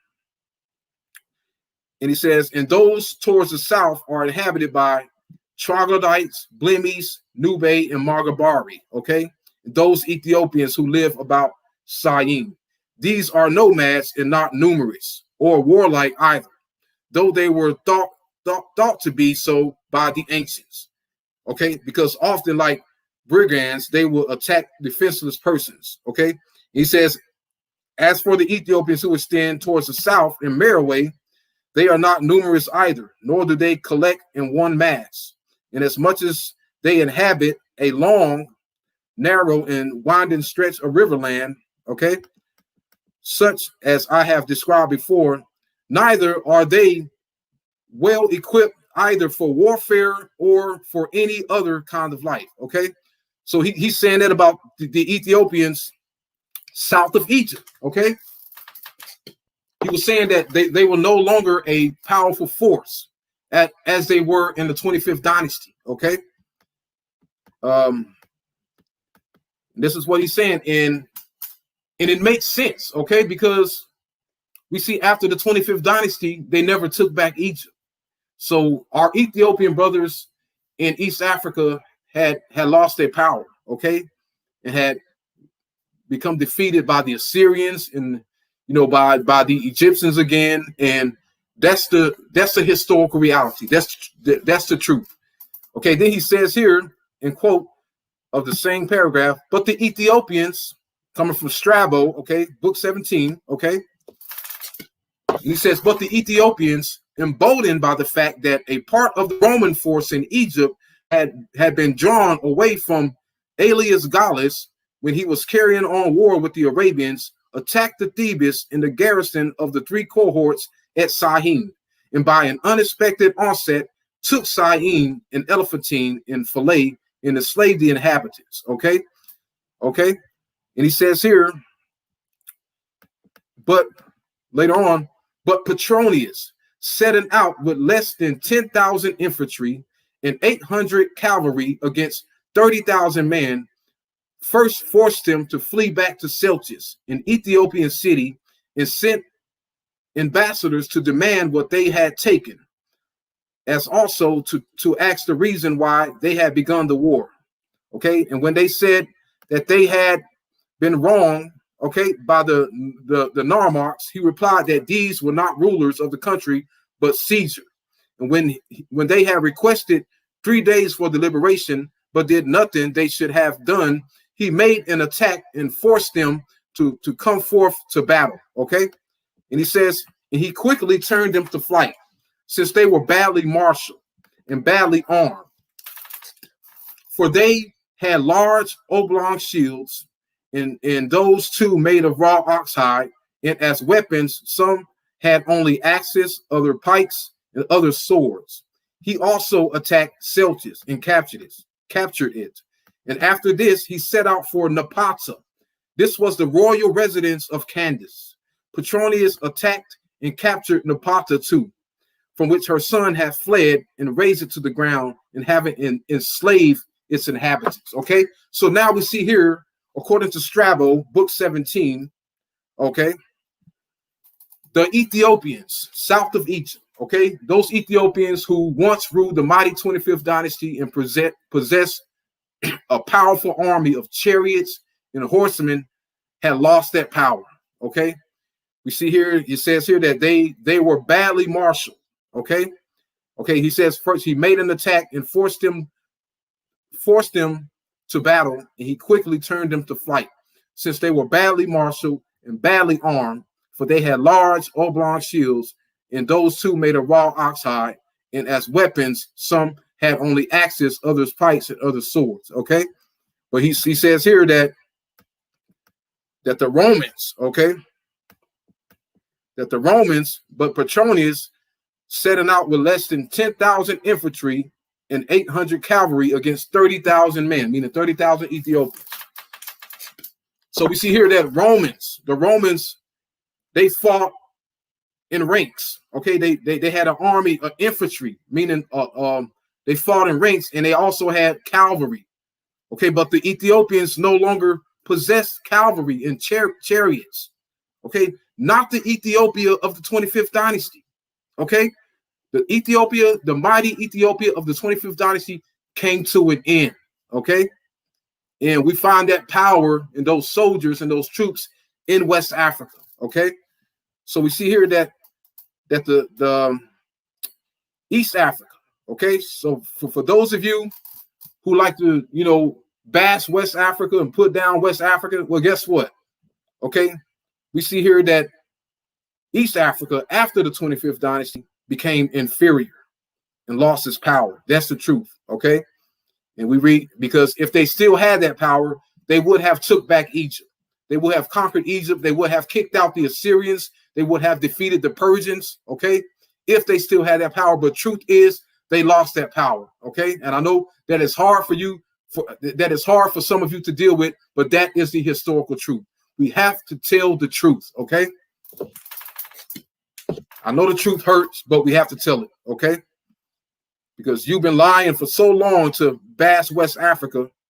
Okay, but now the truth is coming out about East Africa after the 25th dynasty. Okay, and that is the truth, and that we have to respect the truth. Okay, so But yeah, we're not going to touch on that, but let's go here. So, but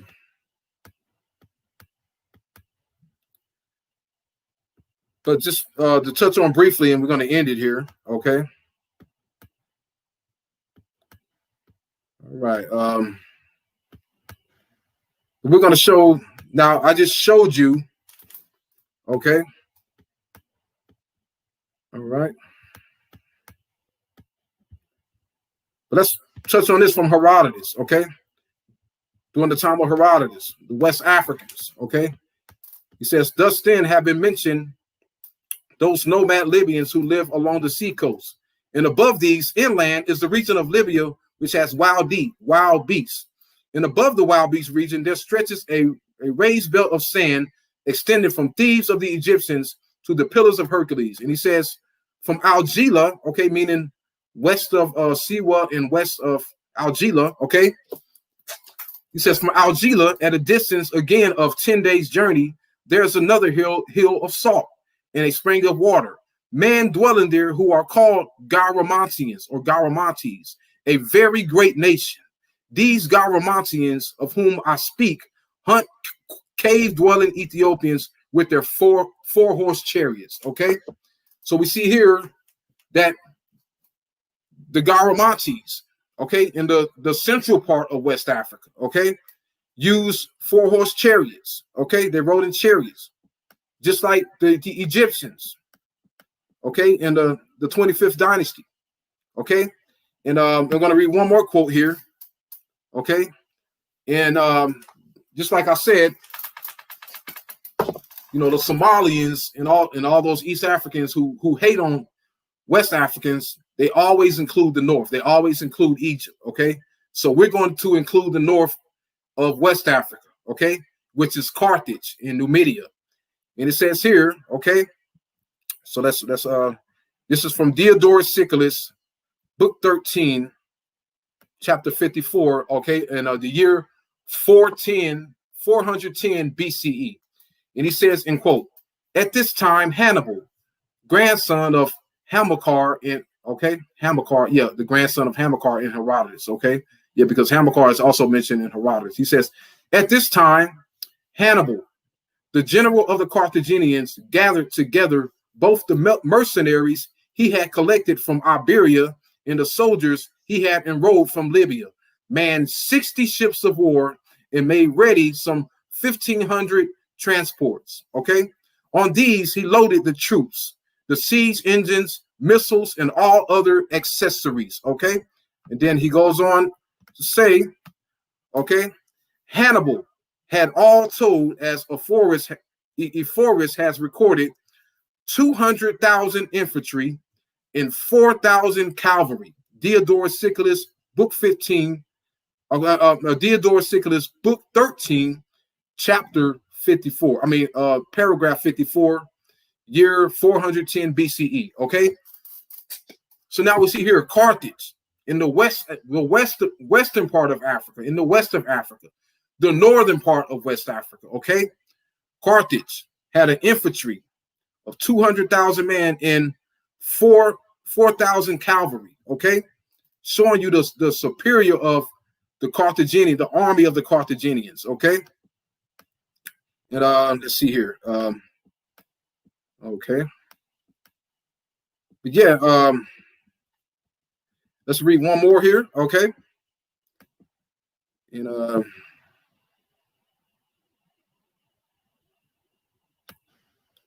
it says here, okay. Okay, this is from Diodorus Siculus. Diodorus Siculus, book 13, paragraph 80, year 396 BCE. Okay, 396 BCE.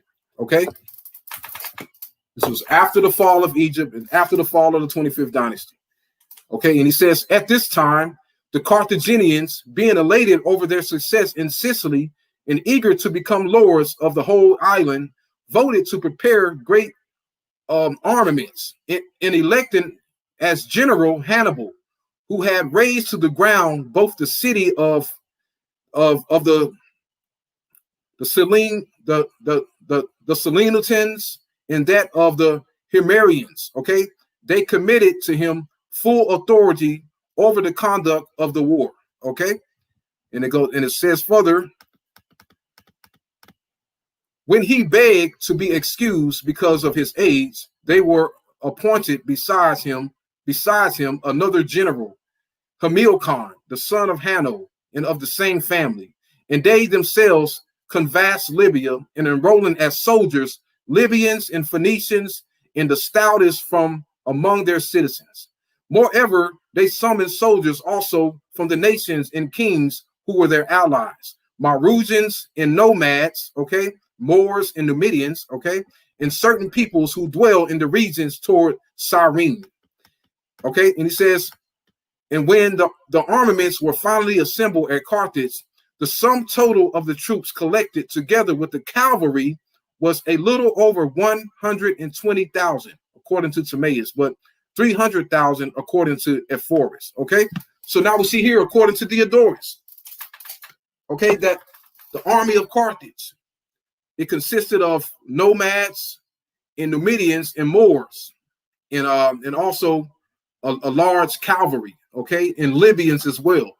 Now the nomads during this time dwelt south, yes, which I will show earlier. They dwelt in the southern interior part, and it wasn't until later that we find them in the north near Carthage. But yeah, but these were the nomads. Now the nomads is another word for Numidians, so it's talking about the Numidians, okay. And but yeah, we're probably going to end it there. Yeah, showing you.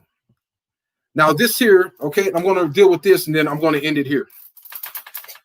And he says here, this is from the source, okay, Polybius, okay, the Greek historian Polybius, the Histories, Book 3, the Punic Wars, okay, year 219 BCE, which was 200 years after what I just read, okay? And he says, meanwhile, Hannibal, upon going into winter quarters at New Carthage, most of these troops he ordered to be stationed at Metagonia in Libya, and the rest in Carthage itself, with his brother Hasdrubal in Iberia. He left 50 quinquermes and 2, okay, quadrimes and 5 trimes, okay, 32 of the, okay, wait, let's read this again, okay, all right, okay, oh, okay, let's read it again, okay, because that word says, meanwhile, Hannibal, upon going into winter quarters at New Carthage, most of these troops he ordered to be stationed at Metagonia in Libya, and the rest in Carthage itself.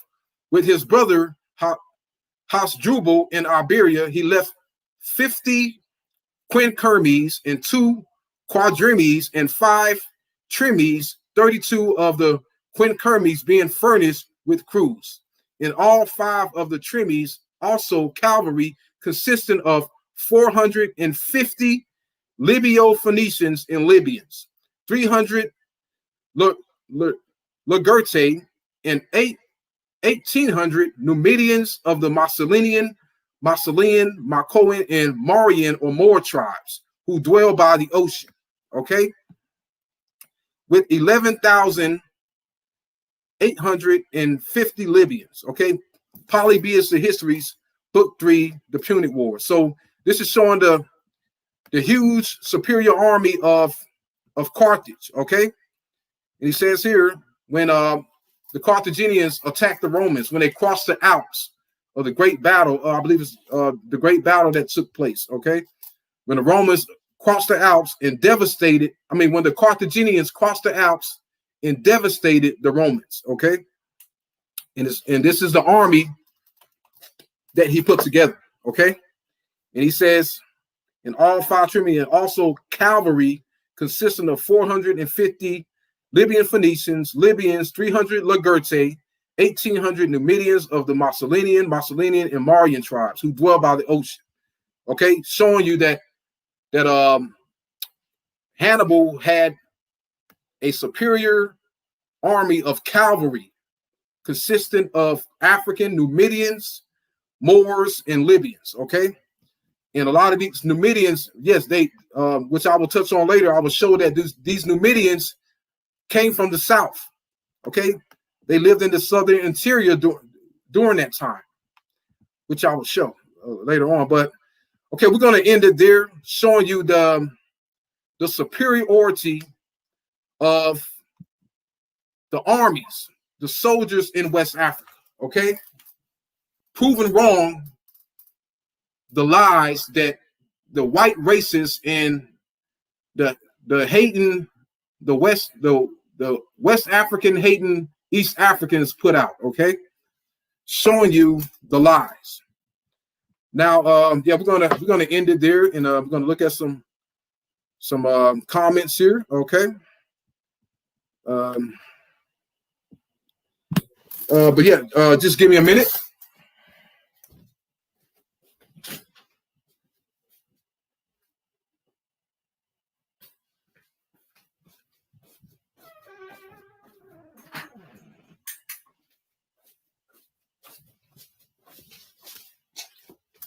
Yes, I'm back. Okay.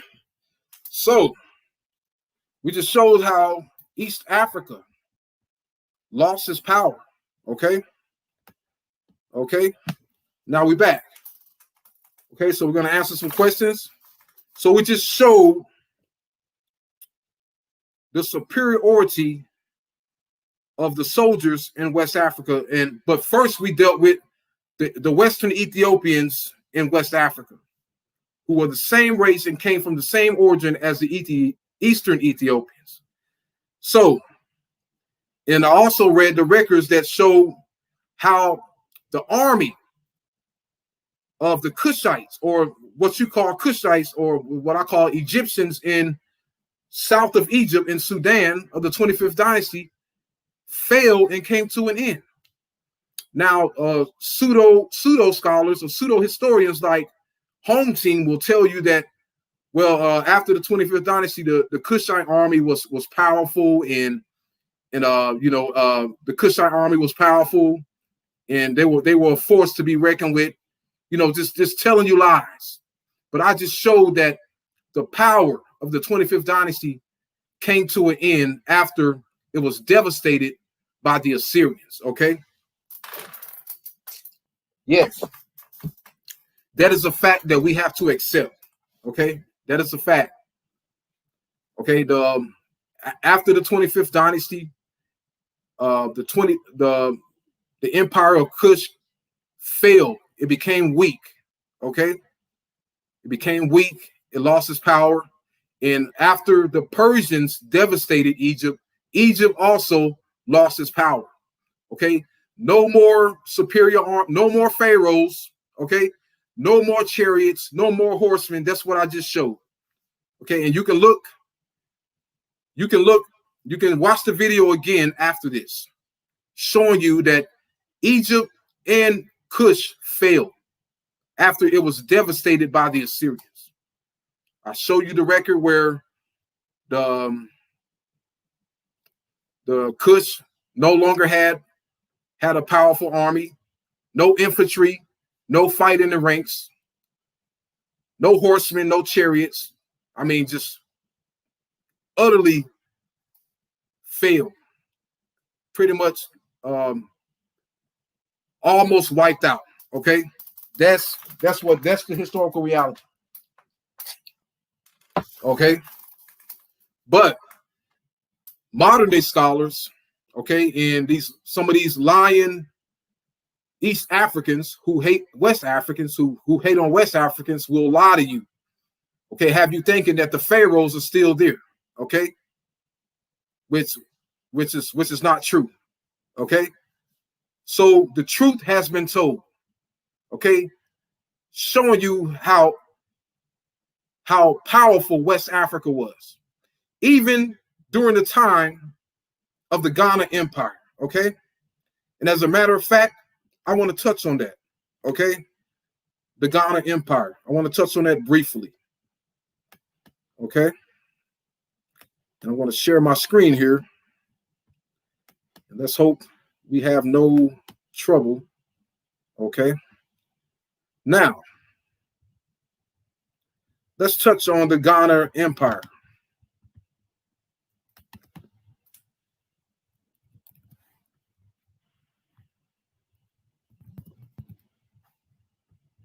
And I'm going to touch on it briefly here. This should show you the power that West Africa possessed, okay? Putting to rest the lies. All right, let's go here, okay? Okay. So now, do you see that there? Okay. This is from Ibn al-Yaqubi, okay?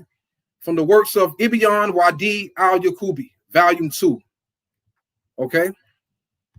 And this is what he has to say, okay? And I touched on this before, but this is the original account. Okay, he says here, the kingdoms of Ethiopia and the Sudan, okay? And he says here, when they crossed the Nile, the descendants of Cush, sons of Ham, they were the Ethiopians and the Sudanese, split into two groups. One of them, the Nubians, the Buja, the Ethiopians, and the Zons traveled south. One group, the Zagawa, the Kaku, the Mararian, the Maranda, the Kaukau, and the Ghana headed west, okay?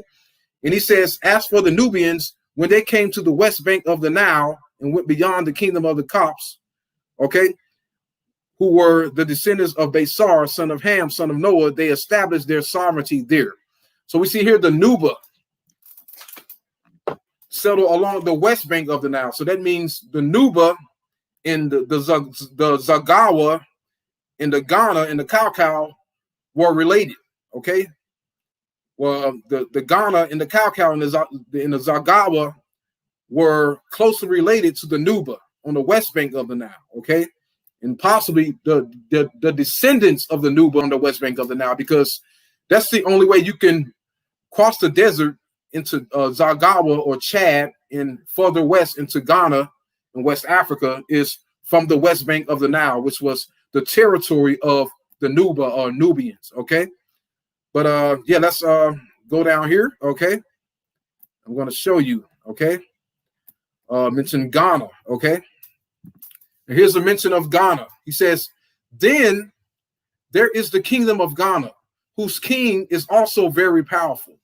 In this land, there are gold mines. Under his authority, there are several kings, among them the rulers of the kingdoms of and Sama. And throughout these lands, there is gold. So we see here, according to al-Yaqubi, the kingdom of Ghana had a very powerful king, okay? Showing you the power, the supreme power of West Africa, okay? And they were powerful because they had a strong military that goes back to Pharaoh, okay? That's why they were powerful, okay? Not because they had temples and statues like Egypt, but they had a strong military, okay? Okay? And they can fight, and they were and they could conquer many nations. That's what it's talking about. Okay, but I just wanted to deal with that. Okay,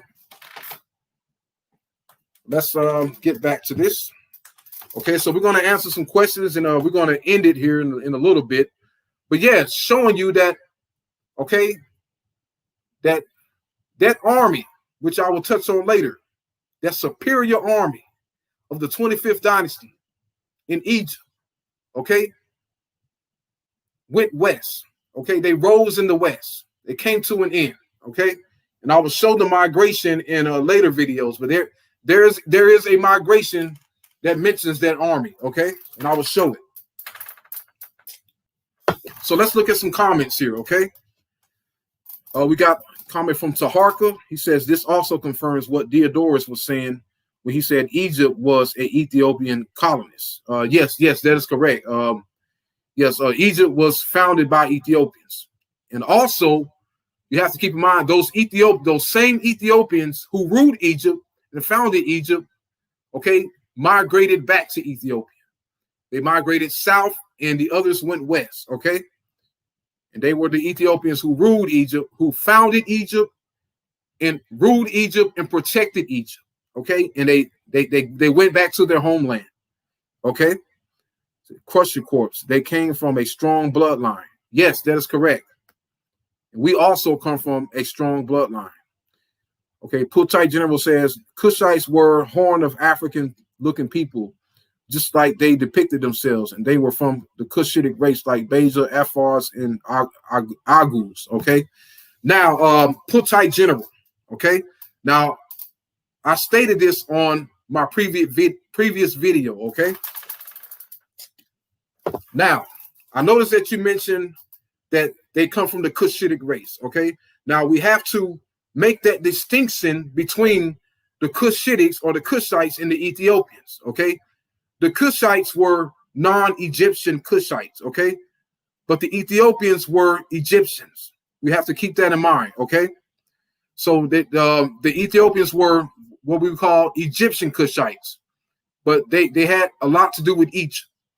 Okay, and they were the Egyptians who mixed with the Cushites. Okay, so and those same Egyptians also went to West Africa. Okay, so the original Ethiopians were Southern Egyptians. Okay, and when they mixed with the Cushites and the West Africans, they became the Ethiopians. That's what you have to understand. Okay, so you're talking about the Cushitic people. I'm talking about the Ethiopian people. Okay, the original Ethiopians, which is a difference. There is a difference. Okay, because we have to keep in mind, according to the records of the 18th dynasty, okay, they conquered Kush, okay? Yes. So the Kush that the 18th dynasty conquered were the Kushites, okay? But the southern Egyptians who conquered the 18th dynasty were the Ethiopians. That's what you have to keep in mind, okay?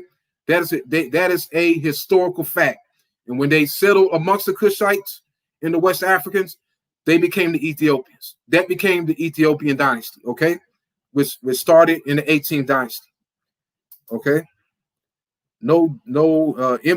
MITS says no differentiation between Cush and Ethiopians and Egyptians.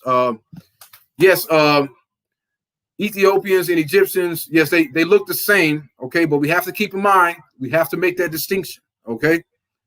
Now, the Ethiopians were a mixture of both Egyptians and Cushites, okay? That's what you have to understand. So you just can't associate Ethiopian with Cushite, okay? You have to add Egyptian in there because the Egyptians influence what we know as the Ethiopians, okay? As a matter of fact, the Ethiopians were probably more Egyptian than they were Cushite, okay? Because everything about them is Egyptian. You can go look at it yourself. Go look at the artifacts, the statues, and the temples of the 25th dynasty, okay? The temples that were built in Kush during the 18th dynasty, okay? Which was Ethiopian, which has Egyptian written all over it, okay? But yeah, Taharka says the pastoralists who developed Naphtali lived in the Sahara when it was green during this time. Yes, yes, I read about the Naphtali. Now, Naphtali, we have to keep in mind, Naphtali is only a few hundred miles west of southern Egypt. So they were still living close to southern Egypt. But yes, that definitely, Naphtali definitely had influence on the foundation of Egypt. Okay, and let's go up here. Okay, and I'm going to stop screen sharing here. And here's the invite. We're going to do a couple more minutes, okay? And then we're going to end it. Okay, and I'm going to post the link in the chat. Okay. There's the link. Okay. I thought I posted a link. Let's see here. Okay. All right. There we go. Yes. Okay. Yeah, there's the link in the chat. So if anybody wants to come on, if anybody disagrees with me, you can come on and we can discuss it. We can debate and take it from there. But if not, forever hold your peace and hit hit the like button, hit the thumbs up button, show your brother some love, and leave it at that. Okay. But if any one of you so-called professionals are watching, you are more than welcome to click that. Okay. Click the link and come join in and discuss this topic with me. Whether if you disagree with me or not, but I would rather debate someone who disagrees with me. But if you don't disagree with me, you want to come in and discuss it, hey, let's go. It says, Puntai General says, okay, we need to accept our differences. We are the most diverse continent in the world. Yes, that is true. Now, Puntai General, okay, we have to keep in mind, okay. Now, some try to say that the Somalis look the same. Some Somalis look different, okay. Not all Somalis look the same as well. You have some Somalis who are very, very dark. You have some who are light skinned, and you even have the Somali Bantu. Okay, and I even see a lot of Somalis who look like African Americans. I see a lot of Somalis and Ethiopians who look like the rapper Tupac Shakur. Okay, and also the Oromo of Ethiopia. Okay, look a lot like many African Americans. And the Nubians of Egypt, south of Egypt, look like African Americans. Oh, yes. And we know that Somalis, the Somalis have that extreme, like, narrow nose and like narrow features, which makes them stand out. But and all those people on the Red Sea coast of Africa, they have those and people try to associate these Somalians and the Afar people, all the people that live on the Red Sea coast of Africa, with being Arabian or descendants of Arabians, but that's not true. Okay, because there is no record of Arabians in ancient times crossing the Red Sea and coming to East Africa. There's no record of it. Okay, because first of all, the Arabians or the ancient Arabs were not did not sail the seas. Okay, they were not seamen. They did not sail in ships. That's something that the Phoenicians and the Egyptians were known for. But the Arabs were known for crossing deserts. Okay, so there was no way that the Arabs could have crossed the Red Sea and came into East Africa in ancient times. Okay, because the Arabs were not a seafaring people. Okay, they did not sail in ships. So any idea that Arabs crossed the Red Sea and came into Africa and became the ancestors of the Somalis and Afars can be dismissed. It is a lie. Okay. Okay. If anything, okay, the Somalis and the Afars and the people of East Africa are the ancestors of the Arabs. Okay, because we see in ancient Egypt that the Nubians and the Cushites did have ships and they did sail the Red Sea. So if anything, the Arabs were influenced by the East Africans. Okay, the East Africans reached the Arabs before the Arabs came into East Africa. Okay, and we find in some Greek records that they even call the territory East Africa Arabia, east of the Nile, Arabia. Okay, so East Africa could be the original Arabia. Okay, and the Arabia of today could be the later Arabia. So, and we know in the Bible that the sons of Cush, the Sabaeans, were originally in East Africa, and they went into what we know today as Yemen or Arabia. So, yes. So there's no evidence of Arabians coming into East Africa. No, if anything, it was the other way around. But yes, let's continue to some more questions here, and we're going to close out. Okay. Elski from Taharka. Elski, the pharaonic civilization began in Nubia at Qustil, incense burner with the oldest depiction of king wearing the white crown. Yes, that is correct, Taharka. Yes. Yes. Now, with that artifact at Kustul in Nubia, they are trying to say that now there are those who are against that theory, okay, and they're trying to combat it, okay, or try to refute that with some tombs found at Abydos, or which they call Tomb UJ, where they say that these tombs at Abydos in southern Egypt, or Tomb UJ, predates the Kustul incense burner.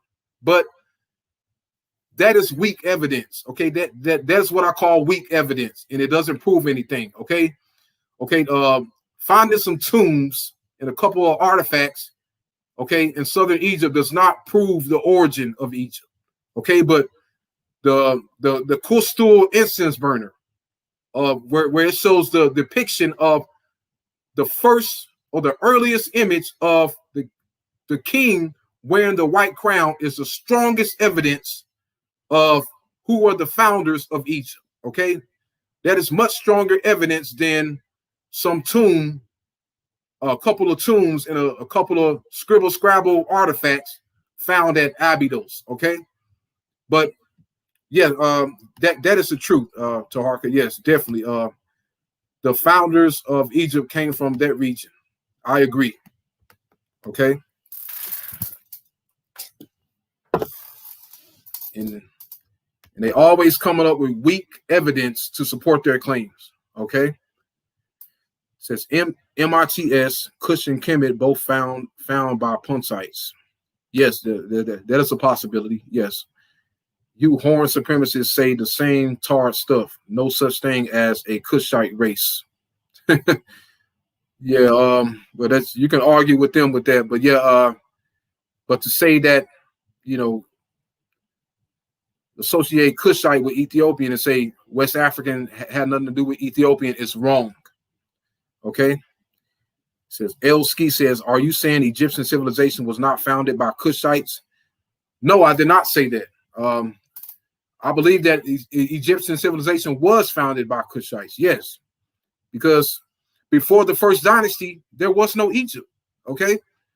Okay. In order for there to have been Egypt, Egypt had to be united. And there was no Egypt before the uniting of the two lands.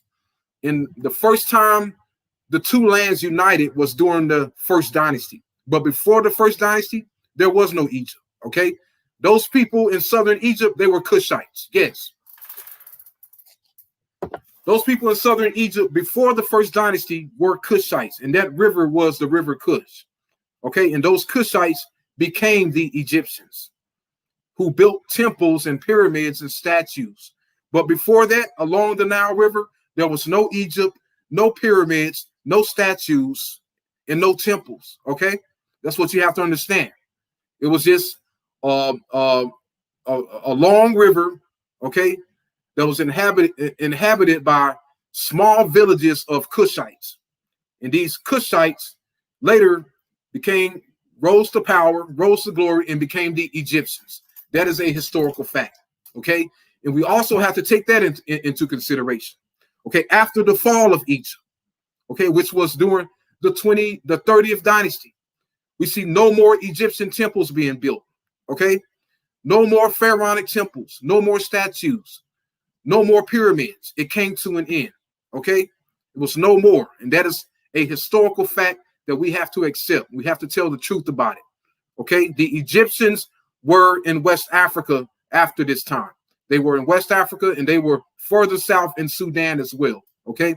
That is a fact that we have to accept. And that is why after the Persians, after the Greeks, after the Romans, we see no more pharaohs, no more Egyptian temples, no more pyramids, no more statues, okay? Because it came to an end. And the people who ruled Egypt, protected Egypt, okay, and fought for Egypt and built Egypt were in the west of Africa in Sudan, okay? That's what we have to accept. So, yes, we're going to take a couple more questions, and I'm going to end it here. Okay. All right. So pretty much everybody discussing, okay, discussing their own thing. Okay. But yeah, we're going to end it there. Okay. So that wraps up the lesson. Okay. So that pretty much wraps up the lesson. Okay. What did we learn today? We learned that the people of West Africa 2,000 years ago were known as Ethiopians. And we learned that their kinsmen and the Ethiopians that they descended from dwelt south of Egypt in Sudan. And they were the kinsmen, the closest kinsmen to the West Africans, and come from the same Egyptian origin as the West Africans as well. That's what the historical records say. Okay? That cannot be refuted.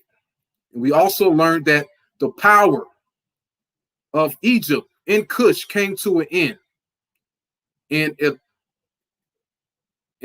there were no more pharaohs, no more superior armies of charioteers, infantry, and horses. But it came to an end. And that is a historical fact that we have to accept. Okay? And we're going to close it off from there. Okay? Okay, let's see. Elski says the pre-Egyptian Kushite Bantu Africans are non-mighty. Okay. It says Radio 1, the real ancient Egyptians are in North Sudan today. Okay. So Somali Puntite general, yes, I have to disagree with that. Okay. Okay, they're not just in North Sudan. They are also in West Africa. Now you also have to keep in mind West Africa was also called the Sudan. Yes, it was called the Western Sudan. Okay, so they were also in the Western Sudan. And they were more in the Western Sudan than they were in Northern Sudan. Okay, because Northern Sudan, like I stated before, the power came to an end. And Northern Sudan was invaded by Arabs and Persians, and it came to an end. Okay, so I disagree with that. They were not just in Sudan. They were also in the Western Sudan, what we know today as West Africa. I'm going to take the last question here. Taharka says the 25th dynasty should have let the kingdom of Judah fall. Do you agree, Radio 1? Well, yes. Well, in some aspect, I do agree. Okay, because you know I don't care nothing for the kingdom of Judah. Because that's not my ancestors, and they were always the enemies of our ancestors. But the reason the 25th dynasty fought the Assyrians in defense of the kings of Judah was because they wanted control of that area. So it was a fight for supremacy against the Assyrians. Okay, but I believe that Taharka and the 25th dynasty, they didn't care too much about Judah and the people of Judah. They just wanted supremacy and rulership over their area. And that's why they fought the war against the Assyrians. Okay. That's the main reason why they fought the war against the Assyrians. He says, yes, Punchai General says, in Aswan and above Merowe, just like how it was recorded by the Greeks and Romans. Yes. And their closest descendants were the Western Ethiopians in West Africa. Okay. Punt is in Somalia, my friend, not Sudan. Yes, it is in Somalia, okay? Punt is in Somalia. Kush is in Sudan, okay? Nubia is in Sudan. But yeah, that ends it there, okay? We put the lie to rest today that West Africans have nothing to do with Egypt, but we just prove, according to the original historical sources, West Africans have everything to do with Egypt. Yes. And the ancestors of West Africans were Ethiopians who were closely kin to those Ethiopians south of Egypt. Okay. Okay. Proving that the ancestors of West Africans were Ethiopians, aka Egyptians. Yes. Okay. And I will touch more on that on later videos, but until now, this is your brother Radio 1 signing out, saying until next time, Egypt stays in Africa. Okay. And until next time, African Americans and West Africans are descendants of Egyptians, aka Ethiopians. Yes, and that is a fact that we prove today. Okay, and is a fact that cannot be refuted by the theories of the pseudo scholar. Okay, and with that said, you all have a wonderful day. Peace, Ma'at, Hotep, and Amun-Ra. It's your brother Radio One. Peace out.